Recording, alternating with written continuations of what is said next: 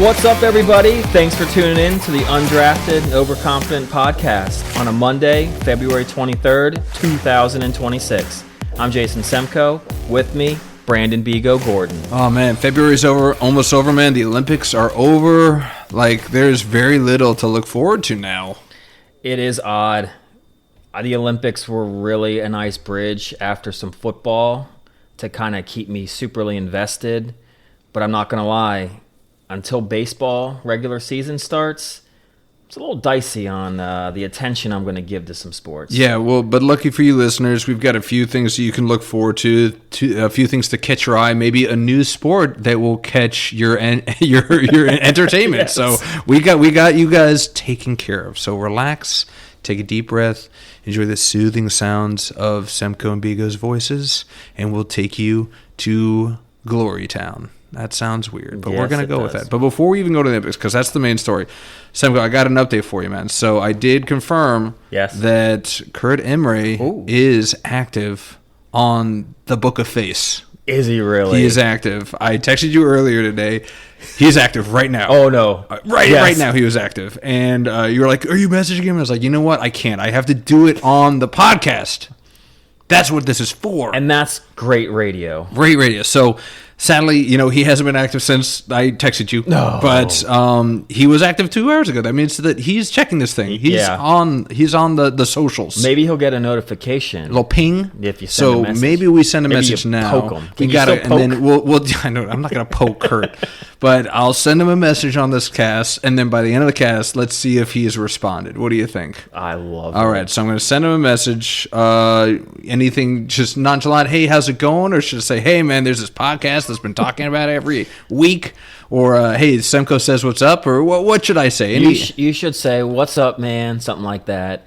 And Semko and I are doing a podcast. We mention you every week. Okay, what do you think? I was gonna do something that's like, hey buddy, you excited about the Scrubs coming back? Oh, that might work. That might be the icebreaker. Yeah. And see if he goes Eagle or something like that, and then we'll break it in. What do you think? Yeah. Then hit him hard with so we do a podcast. Yeah. Because I don't want to just alert him and be like, oh my God. So I'll say, what's up, buddy? You pumped about Scrubs coming back? Should I do a Scrubs reference? Phase 5 or something along those lines? Yeah. Trying to think of a good little one-liner that Kurt would like. Hugh Jackman was Wolverine. Yeah, there you go. All right, we'll do Hugh Jackman was Wolverine. And then, guys, as you listen, you will find out in real time, as we do, if we get a Kurt Imre response. Perfect timing, because I think after 16, this is our 16th episode, which is perfect because that actually, I love Kurt to death. I hated that was his number. And since he was in Tri-Pi first, yes, he got seniority. He always got to wear number 16. I didn't know 16 was your number. It was my number, really? But I never got to wear it. So I just had to stick with my backup, which was only because when you're playing like house basketball, the shirts are in they start off with 1 and up to 10, and it goes from small to extra large. Yeah. Well, I was always a small, so I had to be number 1. Oh, you had to be number 1.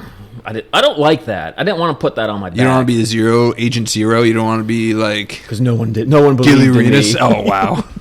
Hey, so you would have fit right in. You would have fit into that. I know, I should have. But yeah, so I always had to be number 1, and I always would ask Kurt, come on, man, think you can hook me up one season? And he was adamant. I mean, he's one of those guys that if you wanted to get his number in the league, in NFL or soccer, he'd make you pay out the wazoo for it. Yeah, if he was in the NFL and somebody came in, hey, can I buy your number? He would ask for millions. Yeah.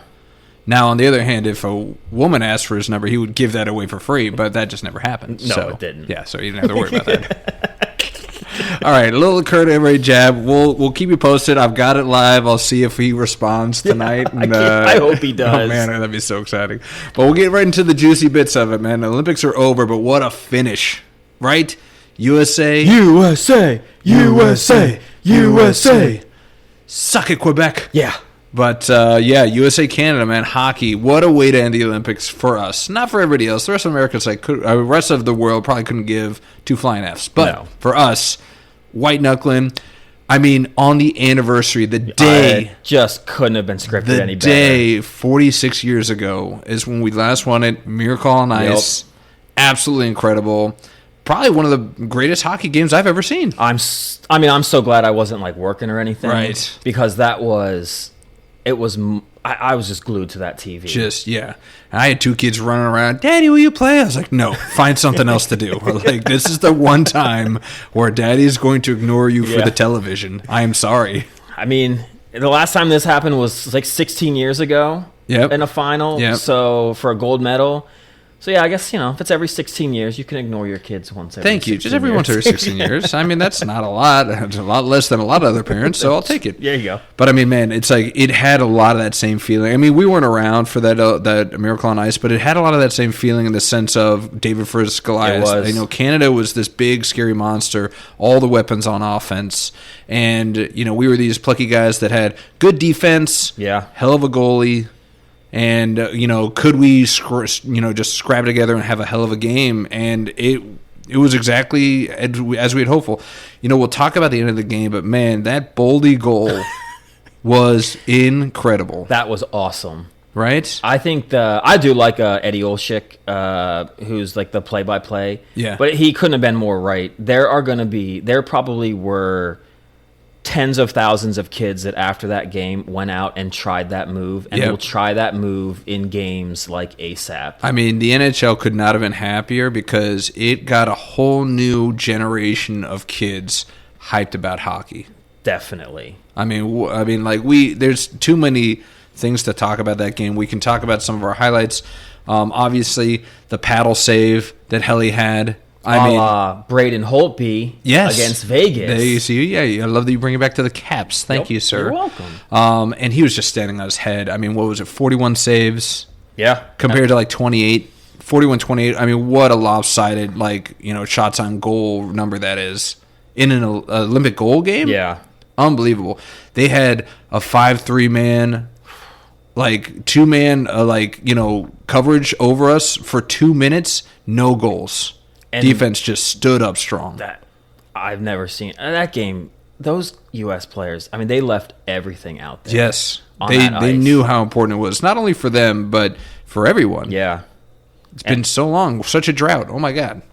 And I was telling my wife beforehand because she hadn't really been following so much, and she's like, "Yeah, how do we match up against Canada?" And I was like, "Man, if you really look at it on paper, the U.S. has one advantage."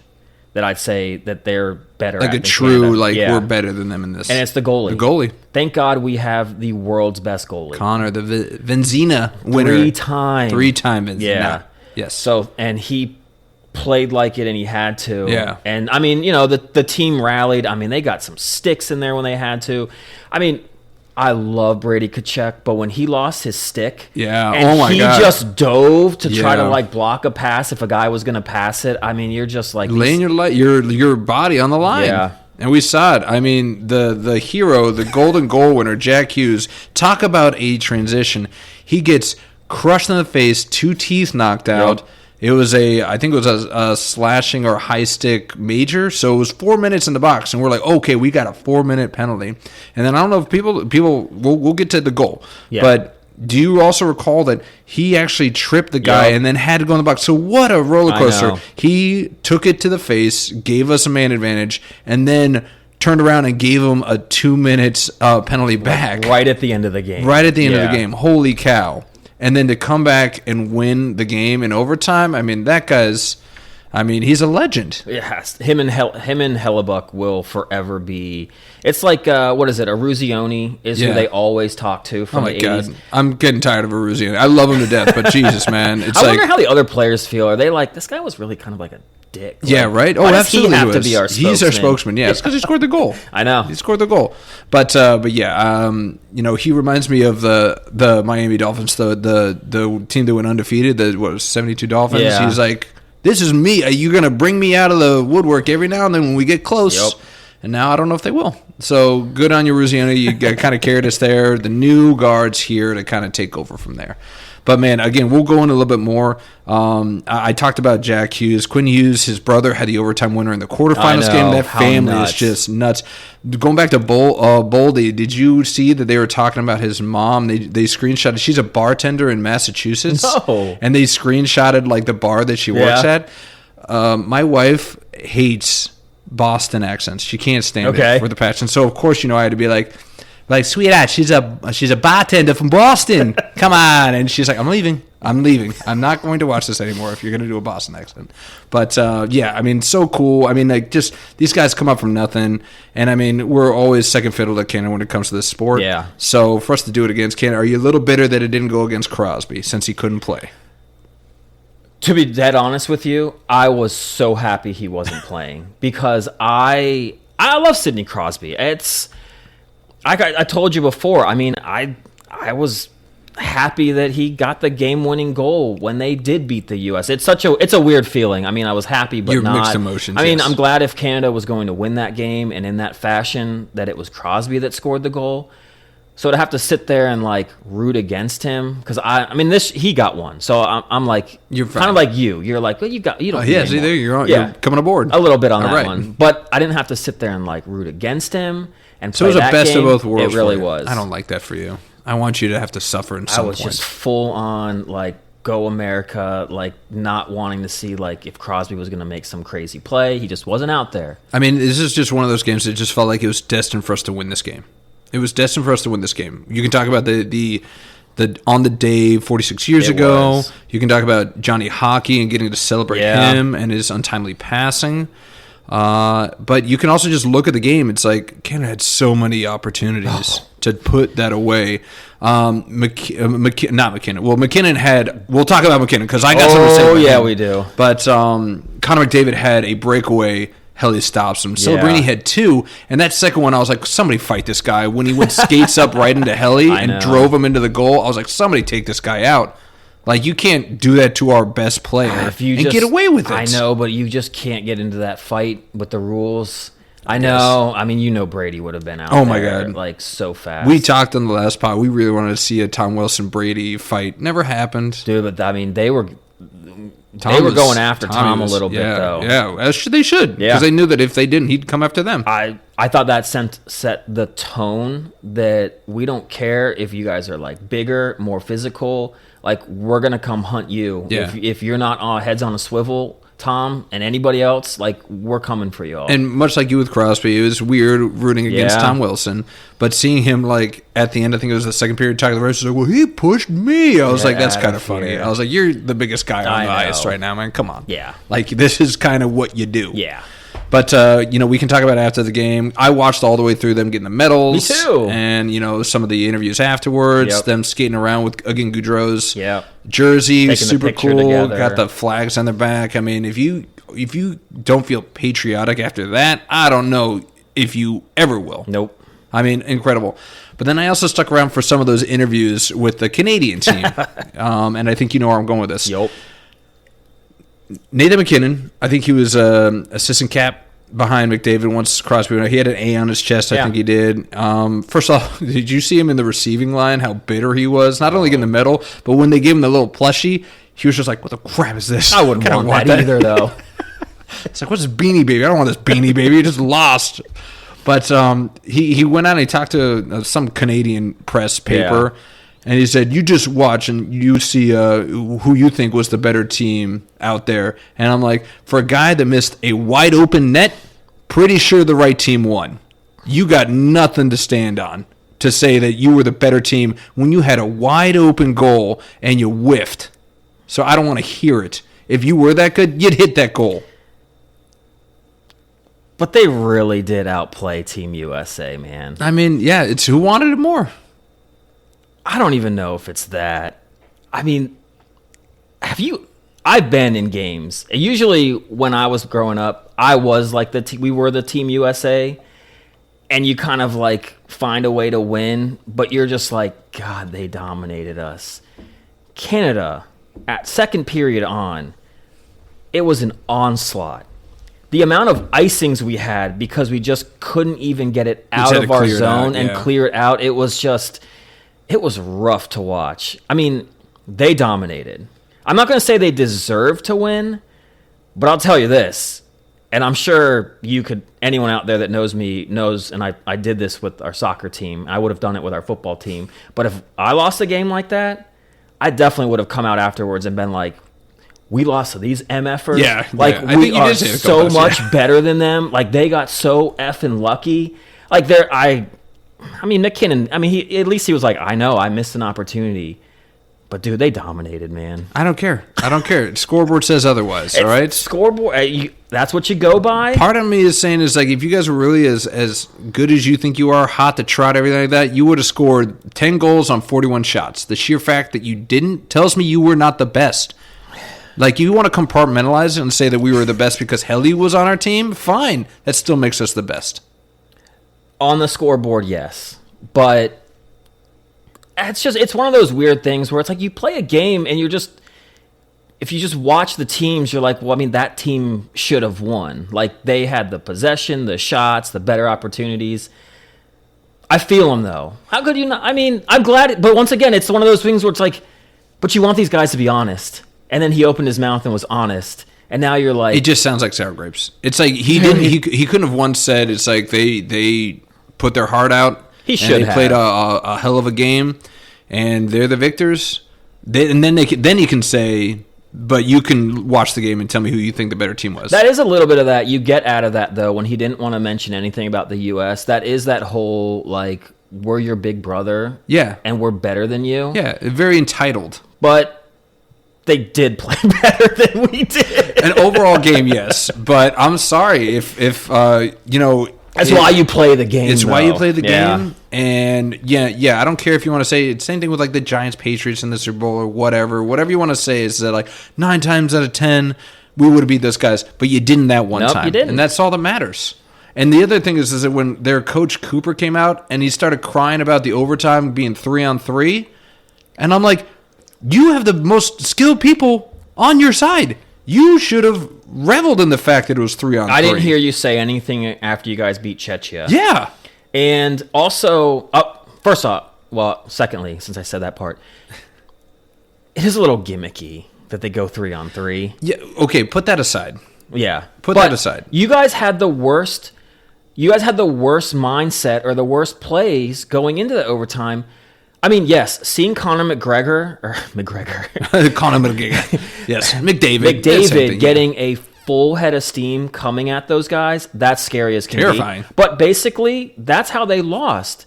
Because if he didn't get through, and he didn't, he's behind the goal, Man and then down. we pushed it forward. They tried that 3 different times. I think McDavid twice, and then maybe McKinnon once. Yeah. And... like, we almost caught them every single time doing that. So if you guys had just kind of done what we did against Sweden and just Quinn Hughes moving it around and trying to set these little picks and, like, taking your time because you guys are the best, you probably might have had a better chance. Well, that's where ego comes in. And we're like, because, you know, they talked about 3-on-3 hockey, right? They're like, it's man on man. It's man on man. Yeah. And they just assume our men are better than their men. So I'm just going to smoke my guy and I'm just going to beat him. Yet they forgot that we still have the greatest goalie. I know. In the Olympics. And it's like, great, you get past our guy, he's still going to be right there with you, and you're going to have a contested shot, and you're going to be going up against our best goalie. Not the smartest move. Nope. So, like, I don't know, the whole thing, it's like, you know, I would probably be the same way. I'd be bitter if I was on a team that was, you know, 9 times out of 10 going to win that game, and I didn't. But show some grace. Like, you're Canadians. And we can get into the next Canadians that also won a gold in your favorite sport, curling. Yeah. Canada won. After all that cheating scandal and everything else, they still freaking won the gold. They're a good team. I told you to watch out for them. Can't stand them. Can't stand them. Well, we also, hey, look. So they got us in curling. And that's cool and all. The Canada, you know, women's beat our women's for the bronze in curling. But they didn't get us in hockey. And that's what means more to Canada, and that's what means more to the United States, too. Yeah, but it's almost more important that it means more to Canada. It absolutely is. And we got them on the men's and the women's side. Overtime shout out to the women's. both. Yeah, shout out to the women's team. I mean, just they were just running roughshod on people until they got to that gold medal game. And then they actually got a fight, and they didn't back down. Man, I'll tell you what, though. I loved like Hillary Knight, her speech that she gave. Absolutely. Who's going to be the hero? Like, who's going to step up in this game? Like, that's what you love to see out of, like, the captain, like, make that kind of speech. Yeah. I couldn't help but sit there and think, like, do you think John Wall on the Wizards was making that kind of speech to his team? No, he's like, look at me flex. Yeah, I know. Yeah, that's what he was saying. But no, that was a great, I mean, beating Canada, overtime in both games. Great way to end what I thought was a great Olympics. It was a great Olympics. A lot of storylines, and we talked about this before the Olympics started. Said we might know some, but we don't know all, and so many new storylines cropped up out of nowhere. We talked about a few. We'll talk about a few more when we go over to like what we loved about it. But I'll tell you one thing I did love that did not disappoint.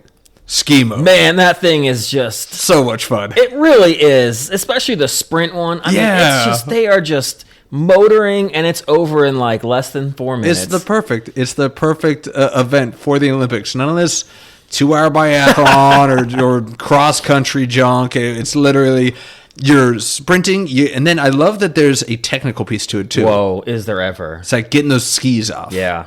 Because the Harap chick for France, she lost the gold on the transition. If you guys haven't watched Eskimo, ski mountaineering, it's the hot new ticket. Get comfortable and get used to it because it ain't going nowhere. It better not. But then they have to run upstairs. Dude, the guy from Spain, he's running up like 3 at a time. Gosh, yeah, man. He was no joke. And again, Eskimo got the gold back to Spain. It was their first... They had like a 54-year drought of a winter medal, and they got a gold. So Spain's through the roof. They're like, keep Eskimo forever, please. We'll have a chance to win a medal here. I think it's going to hang on for a while. I was a huge fan. And USA didn't embarrass ourselves, so shout out to that. No, I mean... Cam Smith did okay. They got fourth. They just missed the... I mean, I know it sounds like they just missed the podium, but he was like 17 seconds behind him, so he didn't just miss it. But still, I mean, for this sport just being introduced to the U.S. like, 10 years ago when other countries have been doing it for decades... I mean, we kind of held our own. There was an Aussie team that was just dragging. They were like, I was like, why are we wrapping up? There's still somebody on the course. And you see this over in Aussie, he's like, this is bloody terrible. It's like 25 seconds behind everybody. I was like, good on you finishing, though. You didn't turn into McGrath or McGrath and just quit halfway through and just go wander off in the woods. But yeah, I loved Eskimo. It was everything I was hoping it would be. I was hoping for a few more crashes, but I mean, that's okay. All in all, it was still exciting, and it was just the right amount of time to keep my interest. So I was a fan. I liked it for that fact, too. And I like the side-by-side, right? I like the side-by-side competition. You're right next to the person you're racing against. You're not racing a time. You're racing a person. That's why I felt kind of bad. I'm like, if Jordan Stolz, if you were going against that guy, I think he would have beaten him. I mean, Stolz, we put so much pressure on this guy. He still ended up with 2 golds and silver. Everybody was just putting so much, kind of like Ilya, everybody just assumed that he was going to win gold, and they was like, you didn't win 4 golds. It's like, no, dude, he just broke 2 Olympic records. Why don't you cut him some slack? I love the fact, though, that Jordan, he was pissed after that. Motivated. Whatever that team event was at the end, because he didn't have anybody, and he's like, no one wanted to go in front of me, so I had to leave. So he's gonna be in 4 years. He's gonna be ready to go. He's ready to sweep. Yep. But and again, even the individual race that he got a silver in, the guy that beat him, he got an Olympic record. I talked about this last time. It's like, how are all these speed skaters getting new ORs? What is happening here? Unbelievable. But I digress. We're kind of bleeding into what our next topic was. What you loved. What did you love about the Olympics? First of all, just the grand scheme of it all. You just love the competition. Yeah. And it's just everyone giving it their all. I mean, I know that like a lot of times, especially in some of like the trick events, ski or snowboarding, I mean, guys are like, I've got to try to land this run. And I mean, they're going to go and they're going to try to do the trick that they know they need to do. And like they hit it, heroes, if not. But you lay it all on the line. Lay it all out on the line. You're talking about like Goper or Gepper for, did you see the half pipe ski?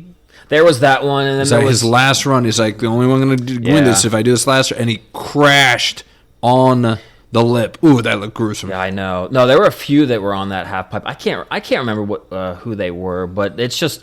you just know you gotta like lay one down, and it's always great to see. But I'll tell you, probably one of my favorite moments. Did you see the ending of? It was one of like the biathlon events, and it was there were 3 guys from different countries that were way in last place. Okay, no, Did I you didn't not see this? I did not see this. So, kind of how, they're out doing their thing. They got like the big stands by the finish line, and kind of they come down this hill and kind of come up, and then there's like 100 yards to the finish, and it's like a straightaway finish. Yes, and there's the stands there, and it was like, yay. So they're all coming down together, and they kind of like look at each other, and they must have been talking on the way down, and they're like, they all stop, and they all kind of like look at each other, and they're just like, 1, 2, 3, and they just go at it. That's awesome. Like they're just fighting to like basically not win get that last. threesome, not get last. But it's so funny because as they approach the line, and they're going like they're sprinting as fast as they can with their skis, and they all kind of do like a quasi dramatic, like put that ski out in front to cross the finish line. Yeah, that's like, awesome. They're just they're having a good time about it, and they're it like, was so fun. we're not going to be here for another 4 years. Let's make the most of it. Let's make our moment. Yeah, and that's a part of it that I like. It is super serious, and you want to win like the gold. Yeah. Yes. But at the end, you're doing something that every kid at some point like dreams of. Yeah. And you're doing it, and you get to like experience. And that's actually one thing that I think you see in some of these athletes now, because I think a lot in the past have kind of said, I think even like Michael Phelps has said it, like he's like, I never really got to enjoy.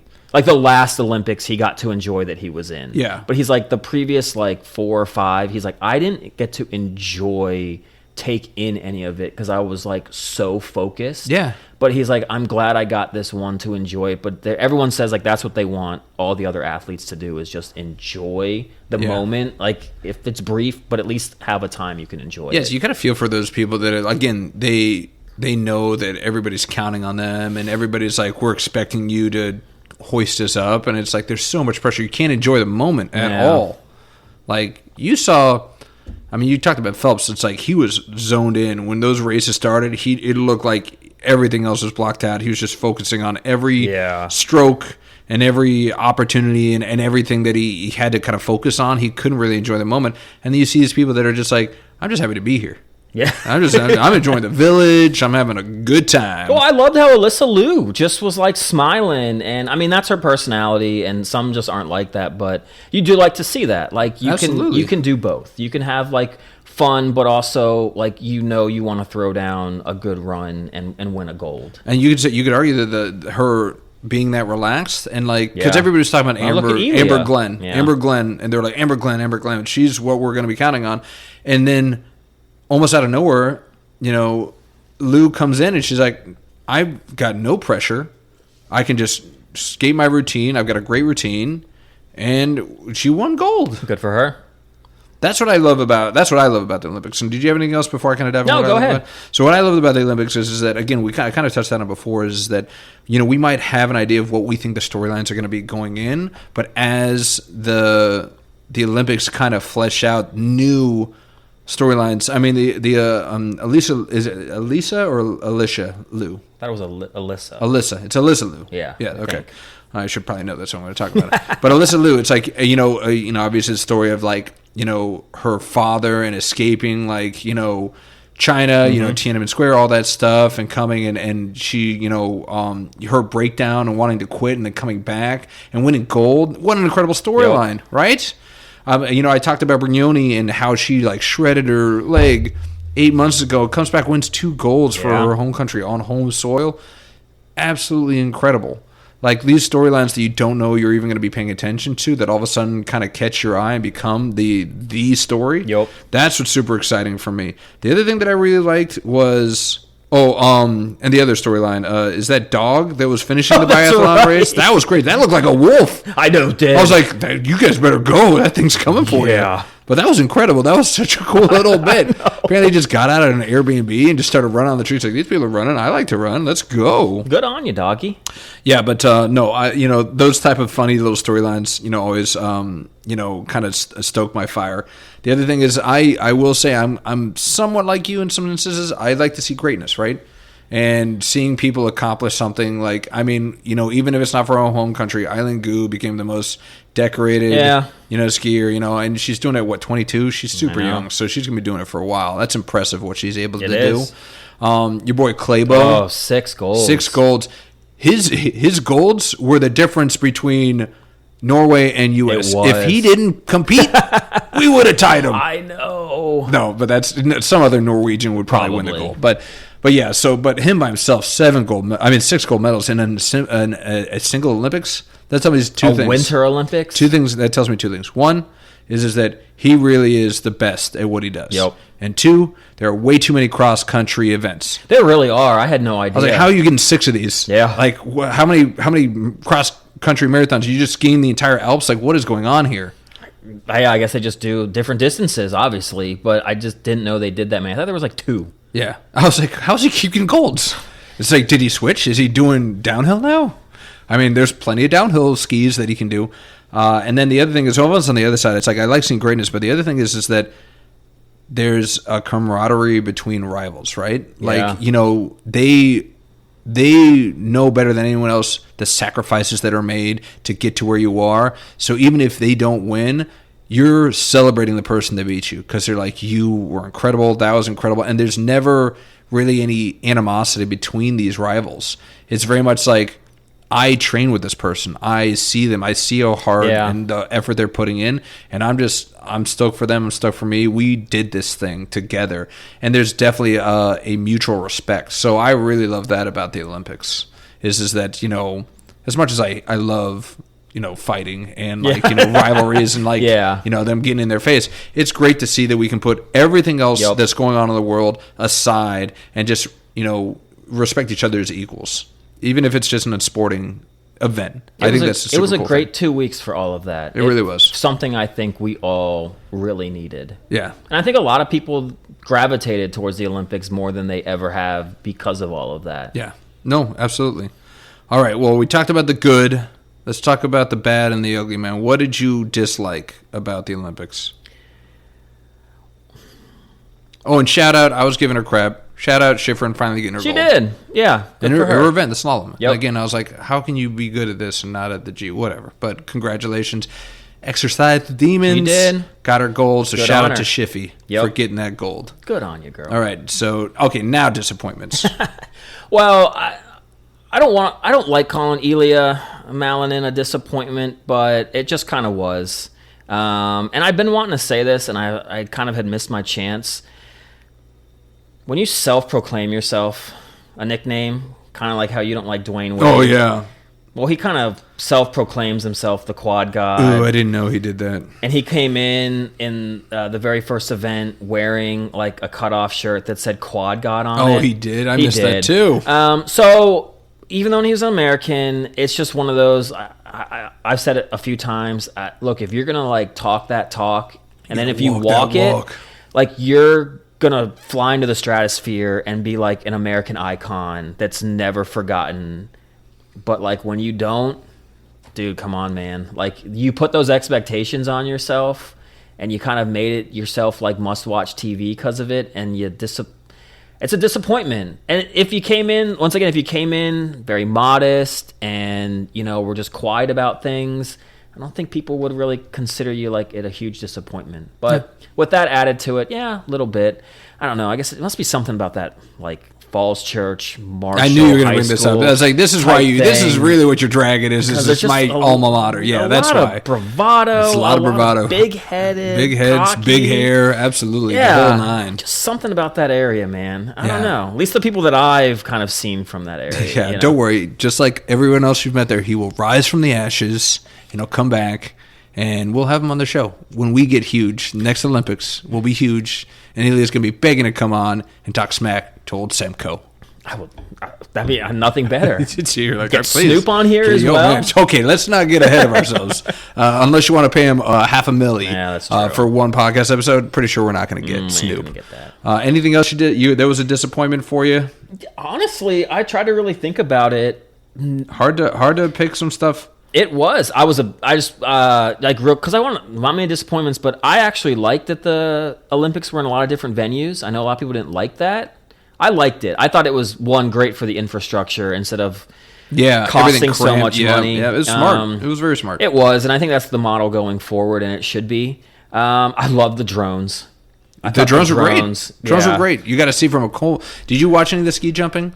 Yeah, the drones right behind them. You're like, this is what they see. It's freaking holy cow! It's freaking awesome. It's pretty cool. Other than Elia, I really don't think there was like a huge disappointment. I loved. I mean, yeah, I wanted to see like the men's curling at least make it to the semifinal round and stuff, but. I mean, that's generally where the U.S. kind of should finish, is like 5th or 6th anyways. But just like I said, I think everything went really well. Yeah. I got a few things because I'm always disappointed. Yeah. I'm going to kind of lean into the Ilya thing. It's like I'm kind of disappointed that like our top dogs kind of flamed out, but thankfully some of our underdog stories kind of came up behind them. So like Amber Glenn, she kind of flamed out. Ilya kind of flamed out. Our pairs, I'm doing all figure skating stuff right now. Look at you. But Choke, you know, they should have won gold. I feel like they were robbed. That was judges. Judgy Judgersons. Yep. And then we've lost the snowboarding titles, man. Like, you know, we won in the freestyle half pipe. Ferreira finally got his, so again, celebrate. He did. 31-year-old got his first gold. We talk about, you know, aging is the new norm in the Olympics. So I was a little disappointed by our top dogs, kind of just like Chloe Kim. Yeah. But again, that allowed us to meet new superstars and new, you know, champions. So I thought that was pretty cool. Other than that, I was kind of disappointed with is sometimes, not always, not with the hockey, but with some of the events, the commentary kind of drove me nuts. Okay. So I'll use Eskimo because I watched a lot of it. Yeah. I watched every race. I watched the relay. I watched the women's sprint. I watched all the quarter. I saw the trials, the semis, and the finals. I watched the trials, the semis and the finals for the men's, and I watched the mixed relay. I watched it all. Good Lord. I love the Eskimo. Nice. They had the same guy commented, and he said the same thing for every race. When you were going down the slope, he was like, "This is tough because it's a smaller ski. It's like you're skiing on an uncooked piece of lasagna." And I was like, "Stop saying that. You said it like 10 times already. All right, you need to find something else." Yeah, you do. And he kept talking about he had the same thing to say about the bindings, and it's like maybe that's just stuck in my head. I'm like, you gotta mix it up, dude. Like I gotta hear something new. I can't hear something on repeat. So that kind of drove me nuts. But other than that, yeah, you know, other than something that's completely out of control, it's like the timing of the events. I was like, oh my god, it's so early in the morning. Yeah, I know. But I mean, there's nothing you can do about that. You can't. And I feel like the coverage was okay. It was a little bit, again, and I think it was just because of the mass amount of the events. I kind of mentioned before, I was like, which one am I supposed to pay attention to? There's too many events. I had to pick and choose. I was like, there's so much going on, and it's like, you know, cut me into the finals, or cut me into this, or like, you know, it's like, when we're talking the trials and everything like that, or at least show me the one that the USA has a chance at. And no disrespect, but it's like, if you know, that's kind of what I'm interested in. Oh, yeah. So, I mean, the coverage was kind of all over the place, but I agree with you. I love that they split it up. Yeah. And again, the backdrop was absolutely gorgeous. Oh my God. Good. I'm glad you brought that up. I kind of forgot about that. Yeah. That was what I loved about the Olympics. I was like, everything was seen like compared to Sochi. Remember the backdrops my God. Just grim death everywhere. Yeah. Everything looked like a desert ghost town.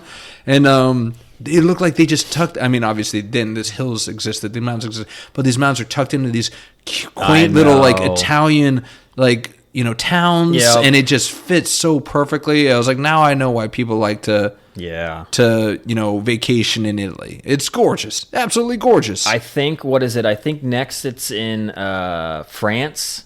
Then I think it comes back to Salt Lake City. And then I hear Switzerland. Ooh, the Swiss might be after that. And I'm like, I mean, do we take the podcast on the road to Switzerland for the Olympics? Well, we'll get our good trial because we gonna do it in Lake Placid. No, not Lake Placid. Park City, I think. Utah. Yeah, that's where it's gonna be. Isn't that where Schifrin's from? Isn't Schifrin from Park City?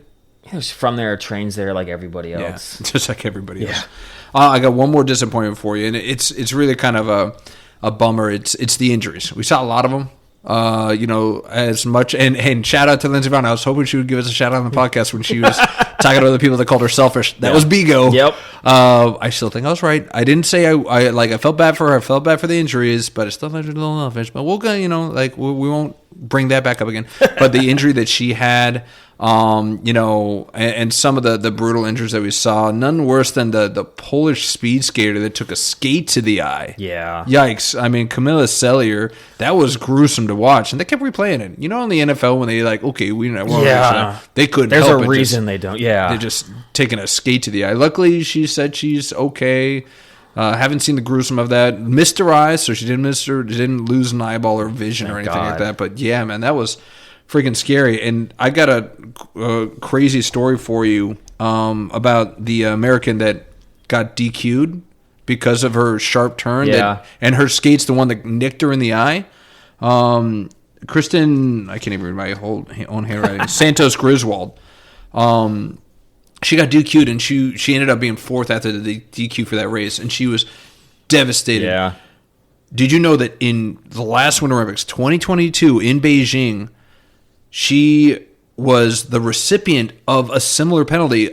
Somebody bumped her and knocked her out, and she couldn't finish, and she got fourth in that race. So talk about full circle. This woman, she must feel just completely snake bit. She's like, first it happened to me, and then I did it to somebody else, and it caused me to get DQ'd. Like, oh my God. I mean, don't get me wrong. The victim is Camilla Cellier, the one that got a skate to the face. No doubt. But I still feel bad for Griswold. Yes. Right? Like, that was just, that's heartbreaking that, she's like, I can't, like, I should just stop. But you talked about this. It's like, and you talked about, like, the speed skating, we talked about that too, where we're like, we remember when Apollo Ono was doing it, and it felt like it was very white knuckle, and it was a tough race, and like maybe every once in a while somebody would fall or get DQ'd. I feel like every race it was DQ'd. That's a disappointment. That was like, my least least favorite event watching was, because everyone wipes out and then they go to a video replay. Oh my God, it slows it so far down. It just wasn't that entertaining. I'm like, why would you choose to make this?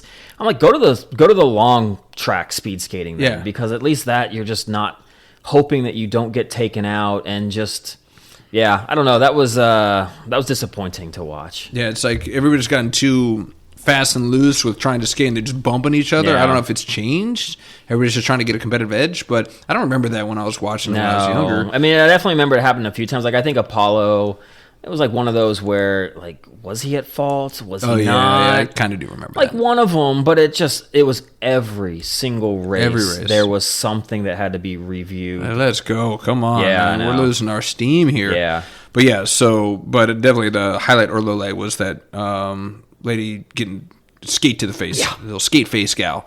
But apparently, the Olympics aren't the only sport out there, man, that you're in danger of seriously injuring yourself. Good Lord. I've got the new hip sport, Move Over MMA. Yeah. Move Over, what is it, slap boxing? Have you seen the slap where people are just like literally slapping the people uncut? I love that. Have you love that? Or you're going to love this. Have you heard of the Run National Championship out of, I think it's New Zealand or Australia? Have you heard of this? I assume it's not just running like a track meet. No, it is not. No. So the Run Nation Championship is a contact sport that literally has, and it's, I think they're carrying a rugby ball. There's one guy that's carrying you remember, you didn't play football in high school, did you? No. So I forget what the tackling drill was called, but it was the Oklahoma drill? Oklahoma drill, yes. So it's pretty much, it's pretty much an Oklahoma drill with no pads.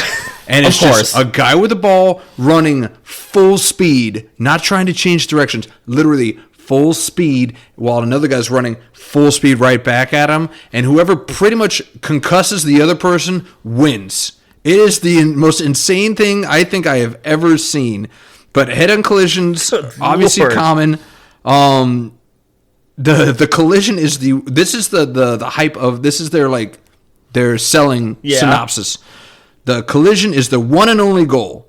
Two contestants run at each other at full speed and slam violently into each other to knock each other down. It's a brutal sport that apparently has been steadily growing in popularity despite its controversial surroundings. I mean, I showed you some of the clips on this. It's a concussion in every run. These guys are getting knocked out cold. And they're not small guys. They are huge. They look like Samoans. Yes. Like New Zealanders. They're like guys that I'm convinced that these sports, it is guys that couldn't make it like in rugby. Yeah. And are just like, well, what can I be really good at and move over to this? The only protective gear they have is a mouth guard. So they probably don't bite their tongue off. I know. But, I mean, this is just gruesome. And they're like, well, we're making modifications to, you know, our player health is the most important thing. I was like, get out of here. You're getting these people to collide at full speed. And like you said, they're big guys. They look like 250, 280 running at each other. And you get that what it's like, we'll call them, it's like they're throwing up gang signs because they get a freaking concussion and they collapse down. It's hard to watch. But I know that some of our listeners will type this up and look for some. Yeah, I mean, it's almost one of those where like you gotta watch it. Like, I mean, at what point is there any time where you'd be like, all right, well, soccer didn't work for me, football, I'm going to try out this RNC, this Run Nation Championship? Absolutely not. There's no way. I don't understand the sports. The NFL has tried to open everyone's minds, like the biggest sport, at least in our country. I know this is another country, but at how concussions create so many issues. And you've got the bare knuckle boxing has never been bigger. Yeah. Like the slap, that thing, I mean, YouTube will show me some highlight like at least once a month where these guys, I mean, they're punching each other in the face at this point. Yeah. But man, it's so funny watching them where like they'll get slapped and they'll just like stand and you know they want to fall over, but they're just like trying so hard. Yeah, that didn't hurt. And then like, but these guys are like 300 pounds, and when they get like knocked out, they just fall. And they got two guys that are trying to catch them, and they just like all fall on each other. It's brutal. Well, this isn't going anywhere, man. Apparently, their second edition. This is like the second annual that they've done this here. They sold out a 5,500 seated pavilion in Sydney, Australia. So it's popular. But God bless these guys. They're gonna be dead in 10 years. Like I was okay with like arm wrestling, you know, like a guy would break his arm occasionally. Ugh. But I know that would I can't stand that. But still, I mean, now these sports are just getting. These are freaking head injuries, dude. Yeah. This is you can put your arm in a cast. Nothing you can do once your brain is riddled in CTE. We've got so much more information about so much, and yet a lot of people just seem to just want to take a 180 and are like, I just don't care. Yeah. That's why, like, the NFL, people were worried for so long that, like, nobody would want to play again. And it's like, yeah, no. Yeah, it's like, not when the RNC's out there. And when you look at these, I mean, and I feel like the NFL's making some strides. You got the Guardian helmet. You're seeing more and more players wearing the Guardian helmet. You are actually, yeah. Right? Like, you know, I think, what are some of the most popular players? That a wide receiver for the Packers. Dobbs. It? I think one of the O-line for the Patriots wore one. Yeah. I think one of the defenders for the Seahawks wore one as well. Yeah, so it's like it's becoming more commonplace. Yeah. And then you look at the alternative, and it's like, I'm just going to run full speed at somebody, Oklahoma drill style. It's literally that simple. Like, there is no other gimmick to it. That's literally what they do. Yeah. Have you, though? Have you seen, I love watching these videos. It's like the little kids that, like, maybe just started playing, like, their first year. And they're doing the Oklahoma drill? No, they... Well, the parents? The parents. Yes. Oh, my gosh. Well, it's funny when it's the moms. Yes. Like, when the moms are knocking out their kids, they're like, I've been waiting 6 years to do this. Oh, there's some that have that, like, eye of the tiger. Like, they're just going to... And they bowl right through their... Clean up your room. Yeah. But, man, there is one that, like, she puts, like, a Barry Sanders type move. Oh, and she just breaks his ankles? Yeah. And, I mean, everyone goes nuts. The kids are, like, running to the child that got, like... And just ragging on ragging on him. Yeah. I mean, she looked like she was like a track athlete back in the day. I mean, she had some speed, but yeah, it was just, those are so fun to watch. Yeah. Well, we'll keep a lookout for some more weird sports. You and I were talking about how the Ocho is now on speed dial for us. We're watching the ESPN Ocho, looking out for some of the new hot ticket sports to keep an eye out for. I don't know if the RNC, the Run Nation Championship, is on the Ocho yet. I don't know if that'll make it on there. But that seems more like a pay-per-view. Like, you have to pay for this bloodlust kind of thing. The insurance has got to be through the roof in those leagues. Oh, my God. I mean, it's just, again, take a look at it, guys and ladies. I mean, Eileen or Elaine Abraham is going to be the first in line to watch this. Jimbo's mom. So Jimbo's mom. Run Nation Championship. I know you can't wait to tune it in. It's on YouTube. Enjoy yourself. Let us know what you think. Yeah, absolutely. But luckily, we don't have to rely on the RNC too much because, dude, the NFL's almost back, baby. It is. We're talking about the NFL Combine next week. Let's go. I mean, we were worried we'd have to, oh my God, we got to fill all this time without the NFL. It's back already. We went 1 week without talking. It was dodgy. And I had to throw something in late. Sneak something in. But we got it. We survived. We did. The 1 week pause. We're going to have another pause once the Combine's over, and especially when the draft's over. Yeah. We're going to have to think up some new stuff. Keep on running, Run Nation Championship. But for now, we got the Combine. Now, some people feel certain ways about the Combine. I'd like to hear your take. Is it something that you enjoy? Do you care? Will you watch? I think the NFL Combine, it's kind of like, I think how the NFL Pro Bowl is.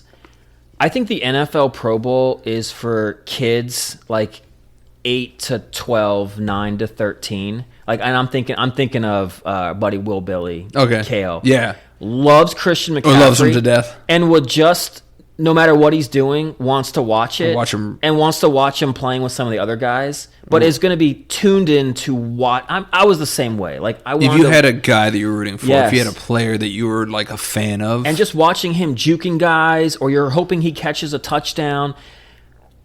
I think the NFL Combine is for 20 to 27-year-old dudes. Is that when you were primed to watch? No doubt. It was must-watch TV for me. I mean, I wanted to see how every guy ran a 40, how many bench press reps he did. I want to see the guy's vertical. You want to see his cone, his 3-cone? A little bit. The broad jump. I want to see. You just want to see all these guys. And then now it's just yeah, but a lot of the guys that do really well don't generally actually become good NFL football players. They workout warriors, right? Yeah. And I've got something to say to that, but it's so funny. I'm right on that same timeline. Right out of college, right around mid-20s, I was like, oh my God. It's I'm missing the NFL Combine. Yeah. I have to get home and watch this guy. I got to see who's going to be the best in the 40. Who's going to have the best bench. Who's the strongest guy there? It's it's a full-blown testosterone. It is. Pisser. It's all right. Yeah, you're fast. You're strong. All right. I also liked watching, and it was more just to see the ones that just crash and burn, is the catch drill where they're running across the field and they're just getting fired rockets. Yes. And every now and then you get a wide receiver that's supposed to have great hands. He's I miss out. Oh, no. It's crap. And then the wheels start falling off. It's like a snowball, man. Once he misses one, it's just the rest. But, I mean, they're rifling those things in there. They are. Those are not lob passes. They are cranking those. The jugs machine is built up to 100 miles per hour on that one. But, now, it's past me. And there's another reason why it is for me is that this has kind of gotten to the point of if you're a top 5 pick, you're not going to do the Combine. That too, I know. You're just they've come to the realization that I can only lose draft levels by underperforming there. It's let the mystery of my awesomeness kind of reign supreme, and then I'll do it in a much more player-friendly pro day. And that's where I'll do where I'm in charge. I've got the guy that's doing the 40 timer is on my payroll. Yeah. I ran a 4.2. It's that looked like a 5.6. No, it's 4.2. I'm the stopwatch guy. Funny how everyone's pro day is always faster. Immaculate. Yeah, and they've got their choice of their wide receivers that they're throwing to. Or I'm going straight quarterbacks, but you know what I mean. No, exactly. And it's now. I mean, Mendoza already said he's not doing anything, pretty much. Nor should he. He's what's the point? I'm the consensus one overall. All I could do is blow up my. I hate that it's gotten to that point, but you got to do what you got to do. Yeah. So it's the Combine's kind of lost its luster there. It's now what you might find are those times those workout warriors, the ones that have to prove something. Yeah. It's I was injured, or I had a bad quarterback, and I did show that I'm fast, or I can catch the ball, or I have this wiggle. So I have to use the Combine to, go up a round or two, up to maybe the 3rd round instead of the 6th or something like that. So for them, it's good, but I don't know these 6-rounders as well as, a lot of people. or I probably know as much as most people. Yeah, probably more than most. So it doesn't interest me. It's like I don't need to know about the third string running back from Alabama. Like it doesn't pique my interest. So if I'm not watching the greatest athletes, same thing with the Senior Bowl. Senior Bowl was like the combine when I was in my 20s. I love watching the Senior Bowl. I know. Everyone went to that thing. But now it's like again, why would I? If I've got a top 10 like projected position, like I'll just do the interviews. Maybe I'll do the Wonderlick, although that kills some people. Yeah, it did. It didn't hurt Stroud. He still got picked over second overall, even though it's garbage. But yeah, I don't know if we do away with the combine. What are your thoughts on this? It honestly might as well. It's because the interviews you can do, but you can also, they all have a pro day. You can go to the pro day. I mean, I guess having them all in one place. But I mean, it just seems like, it's funny. That's what would just get kind of said, like, even when I was really watching it, the interview is like the most important. Like the interview is what these guys need to like knock out.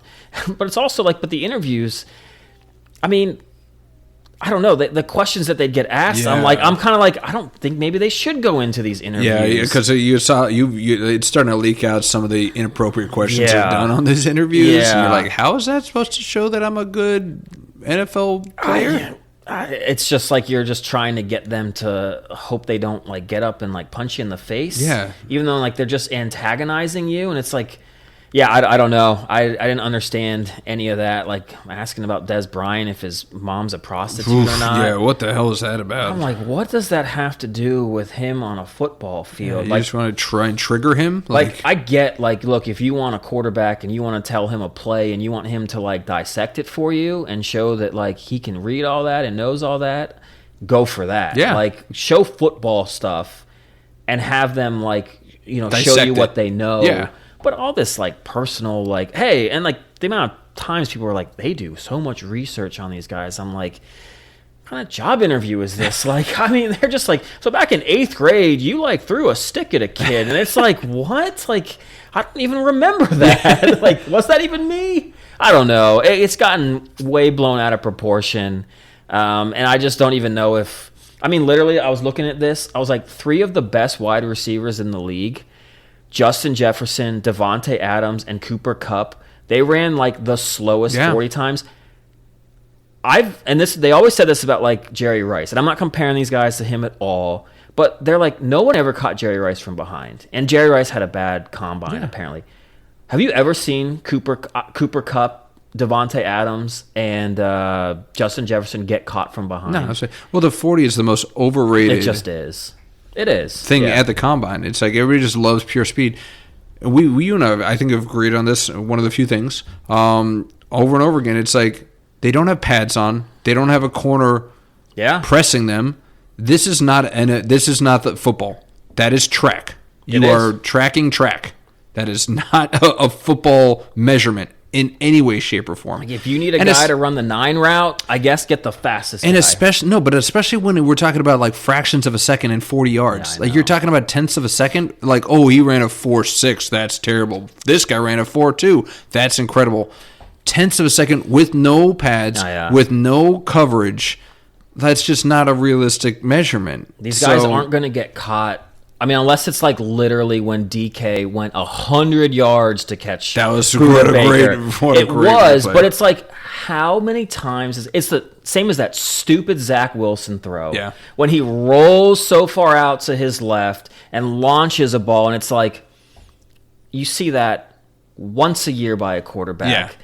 That's just not going to happen. So like it's great. He heaved that mother, but that's so unrealistic. It's like, show me that you can accurately throw a 5-yard out. Yeah. Show me that you can, like, read, or tell me how you could read that, like, everything's covered, so the back out of the backfield is the best option, and I need to get it to him before the linebacker gets over there to blow him up. Yeah. Like, no. Tell me that. Tell me how you do that, Zach. Yeah, no, that's why I agree with you. It's like, should we do it with the combine? It won't, because it's still getting ratings, I'm sure. It just does. So it won't go away, but it's lost its luster for me. I do still check in, though. I do just want to see like what some of these guys run. Yeah. I do want to see what they kind of like put up on the bench. Like when Saquon put up like 29 reps at 225 and ran like a 4.4. I'm like, good Lord, man. This guy's just a beast. Yeah. Oh, shocker, you were tracking a Penn State grad.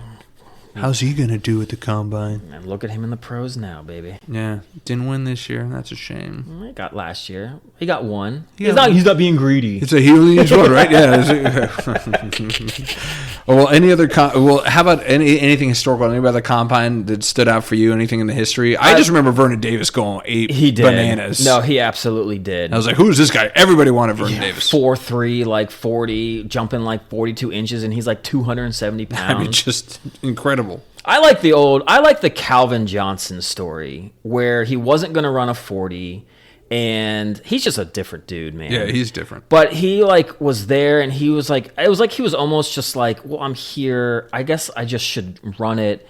Didn't have cleats. Borrowed like a buddy of his cleats and ran like a 4.3 540 at like 6'4", but just like didn't take it that serious. I mean, that was just crazy good. I like the Byron Jones when he 12 feet on a broad jump.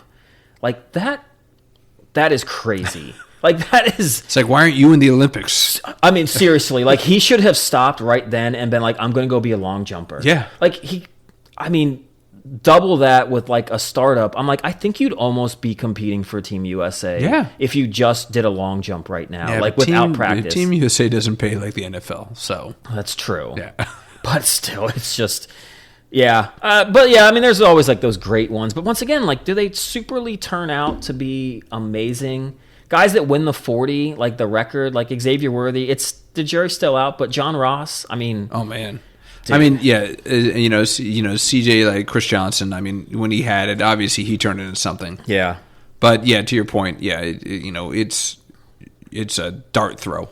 It just is. You got to see how they are with the pads on. But we're in a somber moment. Let's talk about somebody that did really do incredible work in the combine, but sadly we lost him way, way, way too early.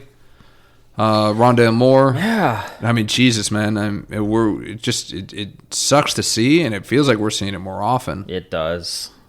And I don't know if it's the head injury, if it's the pressure of playing in some of these leagues. I'm sure it's a combination. Yeah. Yeah. I mean, like, I don't know his medical history enough to tell you. It's like how many concussions he had. That's an easy layup to assume that. Yeah. But there could have been so many other demons that he was kind of challenging with. I mean, going from sunny Arizona to freaking Minnesota, that sucks. Yeah. I mean, that's a shot to Minnesota for no reason. My bad, Minnesota. But no, I'm just trying to say it's like, it's very likely they just got some CTE, and I'm hoping, just because I want there to be more, medical findings, and it's like, I really don't want his death to be in vain. So if we can get something out of it, I hope that his family, allows them to kind of, test for CTE and just, see if there's something we can do, like, before it's too late to kind of identify this stuff. And really just kind of hope that, this is just a reminder to a lot of NFLs. It's like, if you're struggling, talk to somebody, man. I know. Like, it's just, It's so much easier said than done, though. Yeah. It's just, especially when you've been told how great and amazing, and, like, you've been told kids look up to you, and you just don't want to show any kind of weakness. Well, same thing with the sport, right? It's like, we're talking about the most aggressive sport that's nationally acclaimed, right? Yes. The NFL. It's like, you don't want to be a softie. You don't want to be a person that's like, oh, it's like I'm having these thoughts, or I'm feeling this way. It's like, you got to put on a brave face and be this strong, silent type.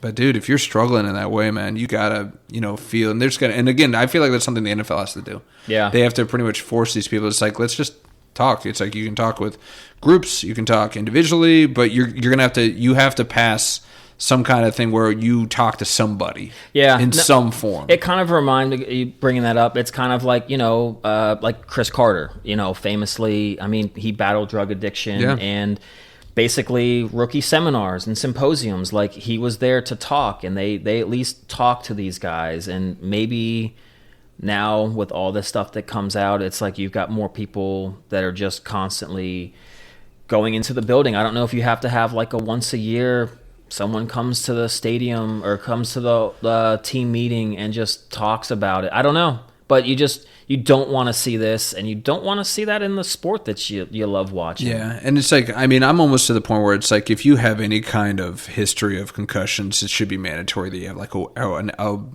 yearly checkup. Maybe they do. I don't have enough research behind it, but it's like that seems like an easy, at least, touch point. Yeah. To give them the opportunity to kind of speak to it, because I mean, Rondé Moore, 25 years old, took his own life. I mean, it's just nothing but absolutely just tragic. But we'll keep it a little bit lighter. We got to touch on it because it was big in the news. But there's also somebody else that passed away. Yeah. But at least, a longer life. 89 was your boy, Billy. 90? Bill Mazeroski. Probably one of the most famous home runs in Major League Baseball history. No one knows who this guy is except for you. I know. Yes, and that's all that matters. Why do you know and nobody else does? Well, I will say this is probably the oldest sports story I remember. Okay. My dad, he grew up in Pittsburgh. Born in Pittsburgh, grew up there. The Steel City. That's why I'm a Pittsburgh fan. I'm not just a jumping on the bandwagon guy. I mean, it's not a pretty big bandwagon. Shock. Yeah. Lies. Everybody's a Steelers fan. Everyone's a Steeler fan. Yeah, but go ahead. But so, I remember you're wearing Steelers shirt a little bit. Okay. Yeah. Represent. I'm not repping anything. That's okay. That's fine. But my dad's favorite player was like Roberto Clemente, and kind of, I think this was when the time I was like collecting cards and stuff, and he was telling me about that. But he was then telling me about, World Series that they won, and a guy, Bill Mazeroski, hit like a bottom of the ninth, game-winning, Game 7 home run. Huge. The biggest moment in the biggest World Series game in baseball. I know. And he then tell me, though, he was like, yeah, that series I remember because the Yankees, when they won their 3 games, they killed the Pirates. And that the Pirates, when they won, barely won. Just squeaked. And so when Bill Mazeroski passed away, I was like, let me kind of see, like, first I was like, did my dad remember that right? It had been a few years since that World Series in, like, 1960. They were outscored 55-27. In that series? We want to talk about, like, Canada getting all upset. Yeah. I think the Yankees could almost maybe be a little more upset. Is Nathan McKinnon related to an ex-Yankee? Maybe Roger Maris? Yeah. Wasn't he Canadian, I think? Maris McKinnon? Yeah, absolutely. Yeah, I think that, But they were outscored 55-27. They lost games 16-3, 10-0, and 12-0. Oof. It's the only series where the MVP actually came from the losing team. Who was the MVP? Do you know? His name was Bobby Richardson. Okay. He was actually the second baseman for the Yankees, and Mazeroski was the second baseman for the Pirates. Back when the second basemen were the hots of the hot. Dude, he's a Hall of Famer, Mazeroski. He never batted over 300. He was a defensive guy. He batted 8th. So Ego's got a chance? After what I saw in the first round of balloting, he ain't gonna make it. Oh. But dude, check this out in Game 7. Pirates actually go up 4-0. After 6, the Yankees are up 5-4. They actually go up 7-4 after the top of the 8th. Okay. The Pirates score 5 runs in the bottom of the 8th. Yankees score 2 in the top of the 9th to tie it. And then I think Mazeroski was the first batter, maybe the second.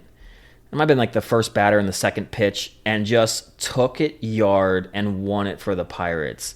But man, hard not to believe that maybe the better team might have lost that series. 55-20. They doubled them up and lost. I mean, this is a Yankees team that had Roger Maris. Yep. Mickey Mantle. Mm-hmm. Whitey Ford was a pitcher. He went 33 scoreless innings in the postseason. Yogi Berra. Yeah. Like, I mean, this Yankees team was freaking stacked. Yes. That's by all the runs that they scored. Yeah. But yeah, you never count them out. I mean, lived a long life. Probably next to Clemente, probably going to be the most famous pirate of all time. No doubt. Because Skeens ain't going to be a pirate for much longer. Nope. Bye-bye. I don't know. No, he's gone. I know. Stop. Pirates are trying for the first time ever. Gosh darn, we're trying. They're really not are. getting anybody, I but they're know. trying. We talked about this, yeah. Yeah, baseball's in the news. We're getting excited. I mean, like I'm getting pings of like spring training games. Hold on. Huh? Has Kurt responded? Ooh, okay. Let's do a Kurt check here really quickly. We're like an hour in. We are an hour in, so let's see if we have any updates from Kurt. Nothing. Ooh, but he's on. I got a green dot, and I got a check mark, which means he saw it. Oh, Okay. buddy. Oh, boy. Let's see if he comes out of the woodwork here.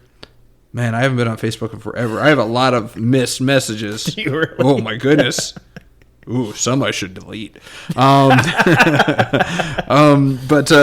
we got baseball in the news, man. I mean, we finally got done with the Olympic scandals. So, hey, MLB is like, hey, don't forget about us. Yep. All right, we got our own scandals here. What is Tony Clark doing? I have no idea. For those of you that don't know, Tony the Tiger. I love that he had a great name. He was on the Tigers. Tony the Tiger, just a perfect marriage of a, and he was the head of the MLBPA. Yeah. And he just had to resign or he got fired because he had an affair with his sister-in-law. Yes. His sister-in-law, which again, I guess that's private. If so that shouldn't necessarily get you fired. Except he hired her to work at the MLBPA. Yep. In 2023. Yeah, 2022 or 2023. And he gets fired. I mean, what are you doing, man? Like, first of all, I've been trying so hard to find out, was this his wife's sister or was it a sibling's wife? I want to know where the connect is. You couldn't find it? Couldn't find it. Oh, Did you? No. Ugh, I want to know. I didn't dig that deep And then for it, though. selfishly, I want to know what she looks like. Well, of course. I was like, did you trade up or did you do like you most have people your theory, do? I know. And you traded down like a dummy and you did something That stupid. info will come out eventually. I gotta know, man. I know. I gotta scratch that itch. But yeah, but what a worse time to do this. It's right when we're about to do labor negotiations for the MLB and the players, and now they've got to have a different top dog kind of doing all that. I mean, they got to be pissed. The Major League players. Absolutely. I was like, can you just keep it in your pants, my friend? Well, but he also had another scandal with the NFLPA, DeMaurice Smith. Yeah, DeMaurice Smith. With like this one-team partners where it was supposed to, I think it was kind of supposed to help like up-and-coming kids kind of get into these programs and stuff. Oh, yeah. And it just turned out that they just siphoning money out proposed of it? all these, like $10 million was Crazy. supposed to go into it. And I think it found out they kind of took that money and kind of used it to like build these nice, I think the headquarters was in Arizona and had these nice offices for Tony Clark and the sister-in-law. Like, kind of just almost like embezzled the money and didn't pay the bonuses to like those that were working with part of the program. I'm like, look, man. And DeMaurice Smith, like, he resigned in 2023, and a lot of it's kind of supposed to be maybe related to that. Yeah.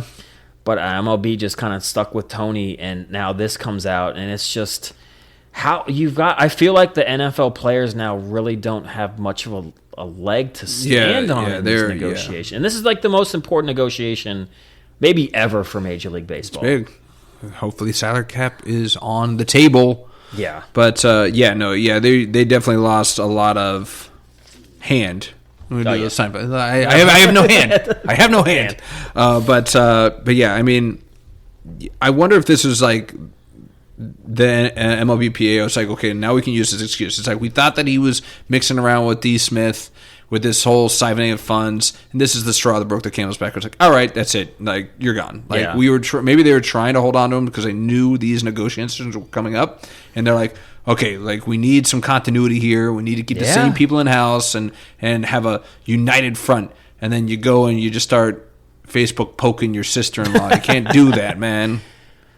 Some of these executives just need to keep it in their pants. So, the freaking Dodgers need to keep their checkbooks in their pants because I'm getting tired of seeing them buying everybody. So, if there is no salary cap, do you want to see changes made to make the teams a little bit more closer in spending money rather than there being like this massive gap there is now? So, I think what at the very least, I want to see happen, because I think this is actually in the NFL, and I only remember hearing about it like once because like no team has ever, I think, gone under the salary. There's a minimum.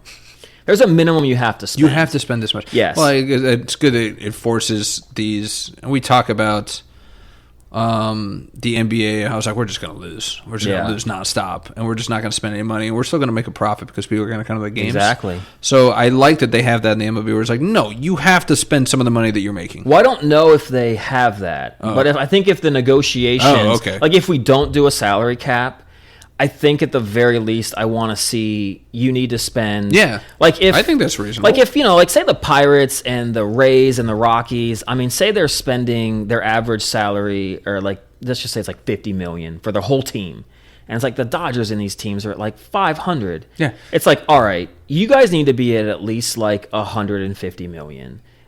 You have to get there one way or another, and if you can't, you got to sell the team. Wow, all right. Like, so I mean, something like that. Line there. Like because you got to at least try. You gotta have some skin in the game. You got to open the pocketbooks and at least try to like keep Paul Skeens on your team or go out. Like I found it so. As somebody has watched the Learners just spend less and less on the Nationals every single year, I'm for it. Yeah, right. They're the richest owners in baseball, apparently. Yeah. And as it's gone nothing but downhill after the World Series. It's like, you guys want a freaking World Series, and you're bitter that you spent too much on Strasburg. That's the game. Yeah. Like look at what the Rangers did with A-Rod. They're like, we spent way too much on this guy. And sometimes you win, sometimes you lose. Yeah, you got to keep playing. You're never going to get it just right. But I can't believe they really need to get Bryce Harper. They need to get a popular, high-paid Major League Baseball player off the pedestal of talking, because you don't want a salary cap. Well, guess what? I think anybody that doesn't make what you make, I think would rather have that. Yeah. But you're also sitting there saying you don't want a competitive game.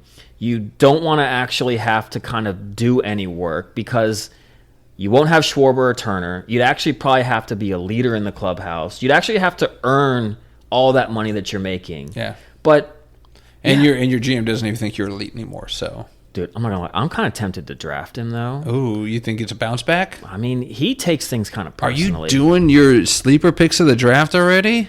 I have. Are we going to do this? I don't want to do this. I don't want to give away my sleeper picks. I don't want to give away the sleeper picks. We do need to do a little something. We'll do a little something for the MLB draft. I have been doing fantasy draft. I have been doing a lot of mock drafts. When Callista was away, my wife. That's all you did. That's because it's like with the dog. Like I have so many things around the house, but like I don't really want to like bang on the walls, like because she'll go crazy. So I kind of have to just sit there and watch the Olympics and did a bunch of mock drafts. All right, hey, there's a worse way to use your time, man. But that sounds like I'd be a kid in a candy store. But I'm only going to say this. Maybe we'll just leave like little nuggets till we do our thing. Little tidbitties. But if I'm drafting like 11th or 12th, and there's one of those three pitchers, or if there's like Scooble or Skeens, I might have to take one of those. You're not taking them if Will's right in front of you. I mean, I'm pretty sure they won't, but it's like, I just feel like I've never wanted to take one in the first round. But for some reason, you're getting that tingly. I know. Getting that tingle this year. All right, I got a better question for you. First overall pick, you got it. Who you taking? I think I'm taking Judge. Taking Judge. I think Shohei, going back to pitching, I don't know if he quite has the offensive year. Okay. He's been doing too good for too long.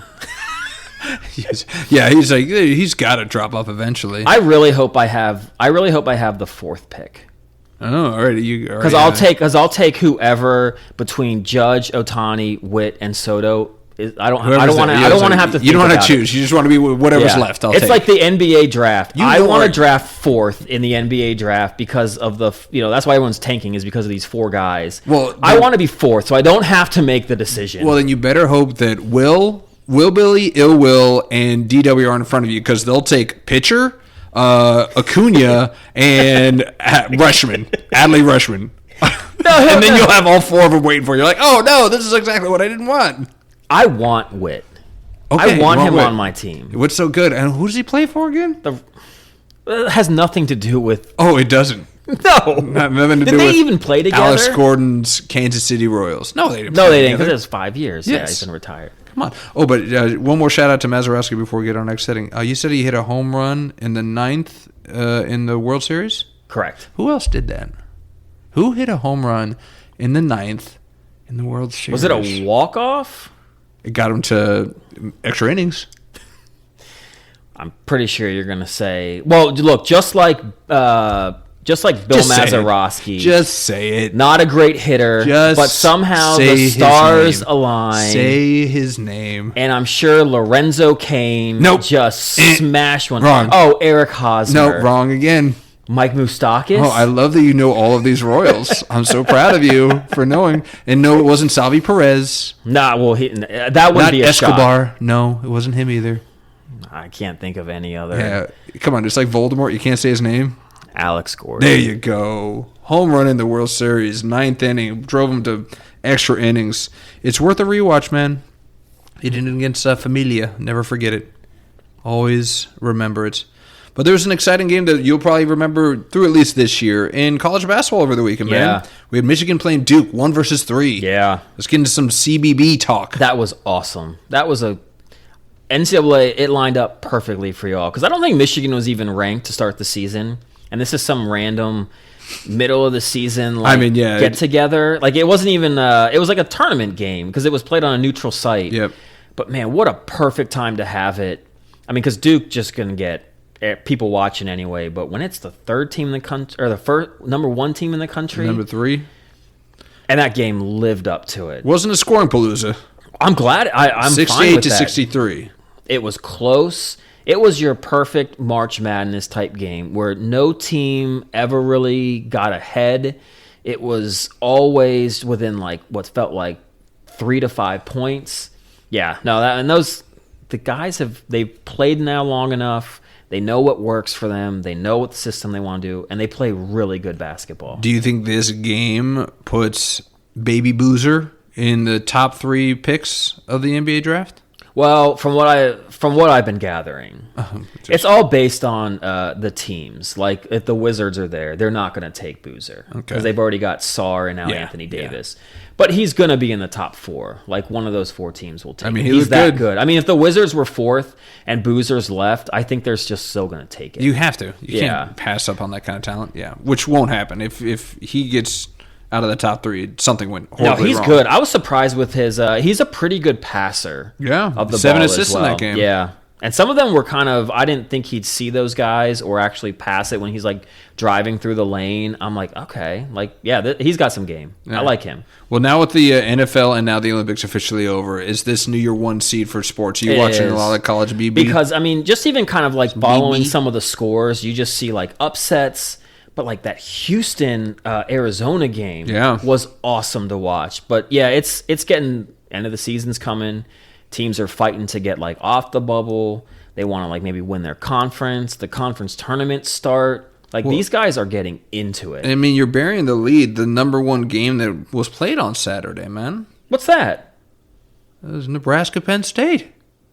Oh, I was hoping you didn't see Nebraska Penn State, baby. What was the final score? I'll give you. If you could get the score within 5 points in the difference, I'll get you another Ollie Pop.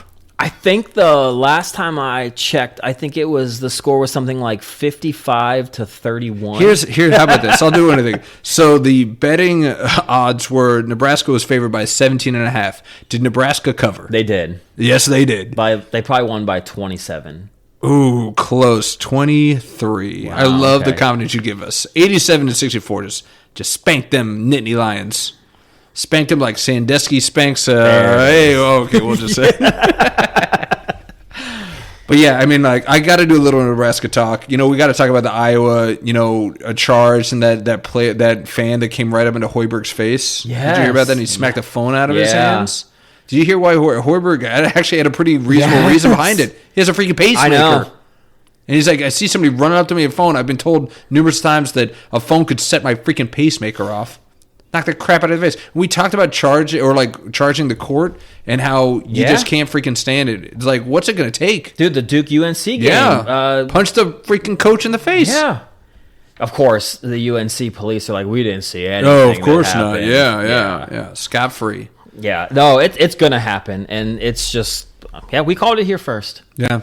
You see some coaches trying to kind of please. You saw the UCLA coach, Mick Cronin, ejected his own player. That's the first time I think I've ever. Maybe that sounds like a Bobby Knight move right there. Dude, and the best part that I love, because Mick Cronin, he's one of those guys that I just can't stand. I mean, look, he's like 4'8", so the Napoleon complex is huge, sky high. yeah. But he's an absolute embarrassment to watch on a sideline. I mean, he goes ballistic. Yeah. But I love Tom Izzo. I know a lot of people don't like Tom Izzo. I do like him. But it was so funny because it was against Michigan State. And after the game, like Tom's like, well, that kind of sounds like what Mick would do. So I'm not so surprised. Can we somehow make it possible because UCLA is in the Big Ten now. Mm-hmm. Maryland's in the Big Ten now. Yeah. But DW lives in Florida right now. Is there any way we could get him to UCLA game so he just go, Mick the Dick, Mick the Dick? I think if we paid a little bit for the airfare. Yeah, maybe the airport. Or just get him on a train. Or some gas. Yeah, train fare, gas money. Give him a place to crash. I would. Yeah, he can stay here. Just dangle darkness. Darkness is coming. Yeah. It would come. Yeah. But, I mean, yeah, there's a lot of, I mean, we had the Hoiberg smacking a phone out of a fan's hands. The St. Louis VCU, local VCU. Let's get some VCU action. A little fight, little fisticuffs at the end of that game. Did you see how that happened at the end of the game? I did, but please describe it for the listeners. Oh, my gosh. Well, so VCU was leading for, I think, most of the game, and St. Louis went on an epic comeback. Yeah. And St. Louis is up by 8, and they're just doing the whole dribbling out the clock. The game is over, and for the life of me, I need a sports psychologist. I need someone to explain to me why some people just feel the need to go and try to like steal the ball. Just stir stuff up. And like, so the VCU guy tries to steal the ball and kind of bumps the St. Louis guy. And of course, another guy on St. Louis doesn't like it, so like checks the VCU guy. That was a body check. That was a hockey grade body check into the scoring table. It was. And then, of course, like the bench is clear, and VCU literally finishes with 4 people on the court. It was like 1.1 seconds and left. Again, like you said, it was over. Out. Yeah, the game was over. Please. Like, I honestly need someone to explain to me why, like Mick Cronin, like I was like, where's Mick Cronin when you need him? Like throw his own player out. Yeah. Why do guys do that? I don't know. They lose their head. They get it's a competitive atmosphere, and you're salty that you're losing. I'm sure there was a lot of trash talk going on in the game. Of course. I'm not condoning it. I don't think it was a smart move on either parts. But at the same time, like I'm kind of with VCU. It's like I don't like having to watch you just run out the clock. You're being lazy with it. Maybe you're talking a little bit. I'm going to steal the ball. That's something I would do. I would steal the ball and just put a layup. God, it's like, I hate you. I know you do. But that doesn't mean you can just body check me. I stole the ball. Yes, it does. I stole the ball. It does. I stole the ball. The game is over. Doesn't matter. Then you know what? The ref should just, then the other coach, the losing coach should just say, call it. Just call the game. Let's go. Shake hands. Yeah, that's what you say. You say if the game's over, they just call the game. I'm saying the game's not over. Okay, the game is over. So what? So here's what happens, right? So you don't want a guy just dribbling the ball. So then what happens if the guy, they're up by 8 with 8 seconds left, goes for a layup or a dunk and dunks it? What happens to that guy that dunks it or goes for a layup when it's over? He gets mauled. It's a lose-lose situation then. Yeah, well, he did get mauled. He got body checked into the freaking scoring table. But it's like, but you see guys get angry when the game's over and that guy goes up for like a posterizing dunk at the end. Well, no, that's just it. Well, he'll get jawed. If he went up for it, I wouldn't go for a dunk. 1, because I can't dunk. But 2, I would just go in layup, get the points, and be like, all right, maybe we get lucky. Maybe we do a Reggie Miller and we scored 6 points in like 30 seconds. Who knows? Anything can happen. Come on, you know the guy from. But the guy from VCU wasn't actually like trying to steal it. You don't know that? Yes, I do. You just watch the body language. He was just trying to be a pill, a pester. Yeah, that's why I can resonate with this. That is me. I'm a pest. Thank God you're on my team. Oh my God, I'm so glad. I'll tell you this right now, Brandon, I'll be dead honest with you. If we somehow weren't on the same team and we were on different teams, and you pulled some of the stuff that like you would pull, and then I don't know if I could ever have become friends with you. Like, I needed to be friends with you before I saw this. Oh, well, I'm glad. Yeah, well, you remember me, like, we talked about in our first episode how we met and how I was just grabbing flags. You would have hated me just harassing you in the backfield and just at the last second pulling that flag off you, and you'd just be so bitter. You know, I'm going to say this. I used to be like a pretty modest guy.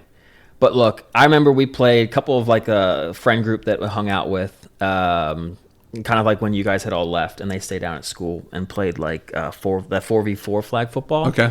And the whole season, they saw that, Tri-Pi was on the schedule. And so they're like, man, dude, Jason, I know you're fast. Like, but I'm going to grab your flag every time. Like, you're not going to get by me. You're not going to do anything. Dude, they weren't even within like 5 feet. You couldn't even get close, yeah. I'm not going to lie to you. Dude, I would have run circles around. Oh man, this will be one of those like what ifs. Like you and Seabear were grabbing all those flags. I think I would have like split in between you guys. It would have. We'll never know. I know, but I love it when people say that. Oh yeah, I see you. You're not like moving like that fast. Yeah. Listen, I know your tricks, Jason. I know your tricks. I know you like to do this little wiggle with your hips. I know, right? Now I see what Calissa sees in you. All right, I get it, Soko. But we can table that competition because we got another competition of it. You know, we're gonna have to have a pod wager. Yes. On our March Madness brackets. No doubt. And I have my ideas. I'm sure you have yours. But you know what? We like listener involvement. We want them to be a part of the punishment. So this is everybody on the pod listener channels opportunity. Text us, email us. If you have our numbers, I mean, you're in rarefied air that you can text us. But email us. Give us your ideas of what maybe our punishment would be. Let us know what you think should be the punishment that the loser has to do if we are on the loser side of the March Madness brackets. Okay. We have ideas. Let's not give them any. No. I have a few. I'm sure you do too. I do. I'm sure yours has something to do with long distance running that I'll just die doing. I mean, that's one that I don't think will happen, but it's in there. Yeah. But, we'll see. We'll see if we have any creators. We're not going to promise that we're going to do the one that you recommend. But, hey, if you impress us, we might have no choice. That's true. Yeah, so please let us know. We'll get our March Madness brackets out. We'll do a pod on our picks. Yeah. And we'll see where we differ, who we think. I think, no shock, I'm probably going to have Nebraska going farther than you do. Depending on what their seat. Well, I mean, they've lost like 3 games now. 4 games now. 4. Yeah, I'm going to have them losing first round. So we lost to Iowa. Yeah, they're going to be like a 4 or 5 seed at this point. Oh, if they're like a 5 seed, that 12 over 5, that's a guarantee. That's going to be 12. tough. Yeah, I'm really hoping we get to that 3. If we can somehow squeak out a 3 still. Because we're still... Depends on how they do in the Big Ten. We're in the top 15. We're ranked 12th right now. No, that's a 3 seed. Right? Yeah. Yeah. So... But if we like bottom out in like the Big Ten championship, if we get knocked out in the first round, that'll be tough. But we'll see, and we'll go into the March Madness and the craziness that it is. One team that we grew up watching in March Madness was University of Maryland. Yep. Not a lot in basketball right now, but man, if they advanced to other curriculars, yes. Have you seen the flatulence study that UNM is doing right now? University of Maryland. I mean, it's in the DMV. We didn't go to University of Maryland, but there's still some pride there. Man, I love Gary Williams. I love Gary that. Williams. Oh, Lonnie Baxter. Oh, Chris Wilcox. Quan Dixon. Steve Blake. You stole Steve. I was going to say Steve Blake. Steve Francis. Did you say him? No, I didn't say Steve Francis. That was before that whole group. I know. Yeah, we had some pretty impressive people kind of roam in the halls right there. But no, now Maryland, or University of Maryland, is going to be put on the map for developing a new technology to count the number of times people toot, fart, pass gas, whatever you want to call it, each day.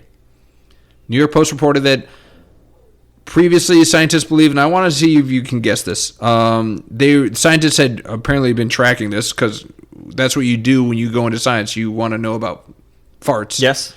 On average, how often do you think the scientists found out on average how many times people,